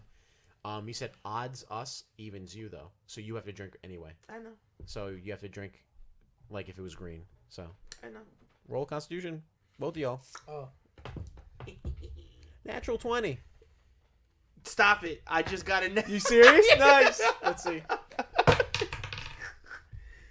11. Okay. 13, 14. Okay. So everyone makes their roll, and Anya actually shakes it off without any problem, and you manage to shake it off too, no problem. You're still feeling tipsy though, so See what happens when I really try? This isn't nothing. Hrimnir's turn. 3, 5. Yes! Black. So black. And that's double Yes, because they you gotta drink drink again. So- Woohoo! You see? 6 for Hrimnir. Get these motherfuckers. No, so 10, 13. And Anya, 19, 22. God So damn, Anya's- Anya. What She's the got good rolls and good constitution. fuck? He has good constitution, but just shit rolls. He's starting to get tipsy. She's fine. Stand bullshit. Your turn, Udil. I think so far the fine are me and Anya's, sort of. You and Anya are the best Yeah. so far, and it's Hrimnir and Astraios that are rough. Isn't it like always? 6. 6. Okay. Okay, If you get it, you'll still have to drink though. I know. You have to drink still if you get it. It's alright, 'Cause but it's you an gotta even drink number. double so he can split it up so we all drink. Yeah. Huh? Yeah. Come on, 6. Go! 5. Ooh, but we still have to drink though. So Anya drinks. So what dragon flight is that? Black. Black again? Damn. See, I roll 2, right? Yes, you do. Okay. Hrimnir got a 10. Anya got a 12. Her lowest roll. She's starting to get buzzed. He's tipsy. He's good tipsy. see, adding this rule, everybody drinks all the time. Oh, I gotta roll, right? Sorry, Constitution. Yeah. Let me see. Constitution. Oh shit, get a D. You rolled or no? No, You he don't doesn't have to. drink. He's fine. You drink. Oh yeah, I forgot. Wait, I thought he has to drink too, no? No, that's only even numbers. That's on even Oh, numbers. that's on So if even you rolled a numbers. 6, everyone would have to drink basically. Mhm. That's true. 13. 13. Not. You're starting to get tipsy. Like you're approaching tipsy. You're basically on par with Anya. Okay. She's a little more sober than you guys, Okay. or you rather, but she's starting to get tipsy. Now it's Anya. Anya's turn. Oh, wait, I rolled it right. My bad. She's gonna guess a 6. It's a 5. Black. Black. Yeah. Plus they drink again. Woo Well, woo. he only drinks once. I know, but she She drinks, drinks twice. Yeah. He rolled a 20. He got 21, so he's fine. Of course. 13. 22. So What the she's fine. Fuck. She's tipsy, but she's fine. Your turn. This is gonna 3. 3. 6. 6? Why? Not only you have to drink 3 drinks, I drink 1. and you drink 1. So give me 3 Constitution saving throws. I think you drink 2, right? No, Oh no, you no, don't. it's only odds. Yeah, that's your point. 10 the first roll, 22 the second roll, and 6 the third roll. So starting with your next roll, you roll with disadvantage for your Constitution saving throws. That's perfect. Yeah, because the so first I 2 roll rolls it. were okay. The first roll was you just got by. Second roll, fine. That last roll really got you. Of course. No, isn't it the other guys go? No, he was rolling for his Constitution. Oh, okay. What's yeah, your number? my bad. 7? 1? He got a 1? It's a 1? You hit a natty 1? Whoa. It's a natural 1. It's a natural 1. Yeah, it's a natural Wait, 1. wait, is that a 1 though? No, that's a 7. Oh, that's a 7. Yeah. Oh my god. That's a 7. Oh, you're So 7 so plus 10? lucky. You're starting to get buzzed, though. Wow. 10, you're starting to get buzzed. You Okay. so lucky. Oh my god. Can't believe we're doing a drinking game on D&D. This is crazy. You're We're not so- actually drinking, though, people, so don't worry. Don't worry. Um, when we're all off of work the next day, then we'll drink. We'll actually play Yeah, the game. exactly. All right. And this is how we're going to end the podcast, too. Like, if whoever's the first to pass out, that's it. Yes. So, I'm gonna stay till fucking Anya blacks out. Fuck 6. He's going to guess That's probably 6. gonna be Black Manor. that. Oh no. 4. So he guessed wrong, but you guys still have to drink. Green. You have disadvantage. So we have to drink like if it's green dragon flight. He rolled a 12 plus 4, 16. So he's tipsy. I and rolled a- he's- 19 total. I rolled 15 first time and then a 13. natural 19 the second time. okay. 13 total. 13. You're stable at your buzz, like your tipsy state. Like you're on the verge of like you're almost at that state that you were at when you first came to the town or the village, Perfect. and you're fine. But yeah, about probably 2 more rolls, you're gonna start doing disadvantage. This is alcohol poisoning. Yes. Whose turn is it? Udiel's, right? No. Yeah, Udiel's. Wait, who just went? Hrimnir. Oh, yeah, so it is my So it's turn. Udiel's. Wait, you said we roll on even? Yeah, we you drink on even, they drink on odd. Yeah. So if I say 3, that'll be you guys. Yeah. Yeah. And then someone would have to drink 2 times. Mm-hmm. Yeah, because if you guess it right, you make one of them drink, but then they gotta drink again. Yeah. Yeah, I'll do 3. Here we go. My man's learning. Let's go. We gotta stop out of this 6 bullshit. 3. Oh, who are you making drink twice? You know, since he said he's gonna end it when somebody gets messed up, I'm gonna pick Black Man. He's already like Black Mane? tipsy. Yeah, I was gonna say Anya. 21 for Black Mane. Of course, because Anya rolls. Based 17 for Black Mane, so he's fine.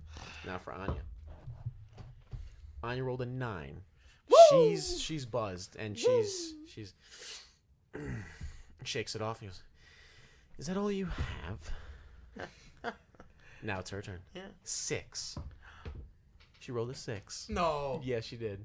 She rolled a 6. You want to see it? Oh my god. So, who's drinking twice? 3 times. Well, 3 times. Sorry, I mean twice as in. Mm. I didn't do nothing I needed. Sorry, D-man.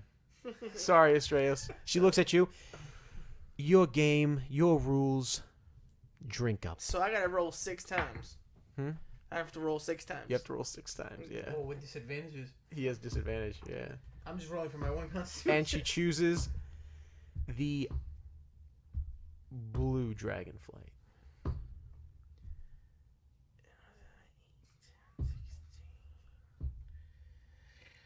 8, 10, 16, 7. 8, 10, 16, 7. You barely make it through the first 2. You make it through the last one. The third one, you drink, and then your face hits the counter, and you're out. Perfect. 19 for my constitution 19? in total. You're fine. Perfect. And Hrimnir looks at you. Help me carry him up. and then help. It's the second time he's asleep. Fuck it. And your character's just Actually, out. it'll be the 3rd time. Because Third I time got is- blacked out drunk Yeah. with Okay. Black We Mane. pick him up and throw him in the bed. Yep, we pick him up and throw him into a room, put him on his side, and you see that root that he gave you last time? You Yeah. put a nice stalk of it right next to your nightstand. The root. Damn, you blacked out? The root instantly cures hangovers. It cures hangovers, but if you fail the Constitution save, it makes you throw up because it's a very repulsive tasting root. All right, so thank you for tuning in to the 3rd episode of Eternal Champions. That one is a longer one than I had expected, but it was a fun one. Okay, thank you for being here, Uldil, aka Ash, Yep. and thank you for being here, Damien, Astraios. I try. And unfortunately, Mirthal had to actually leave early due to some commitments. But I want to say, if he's listening to this, thank you very much for coming by. And until next time, guys, stay golden.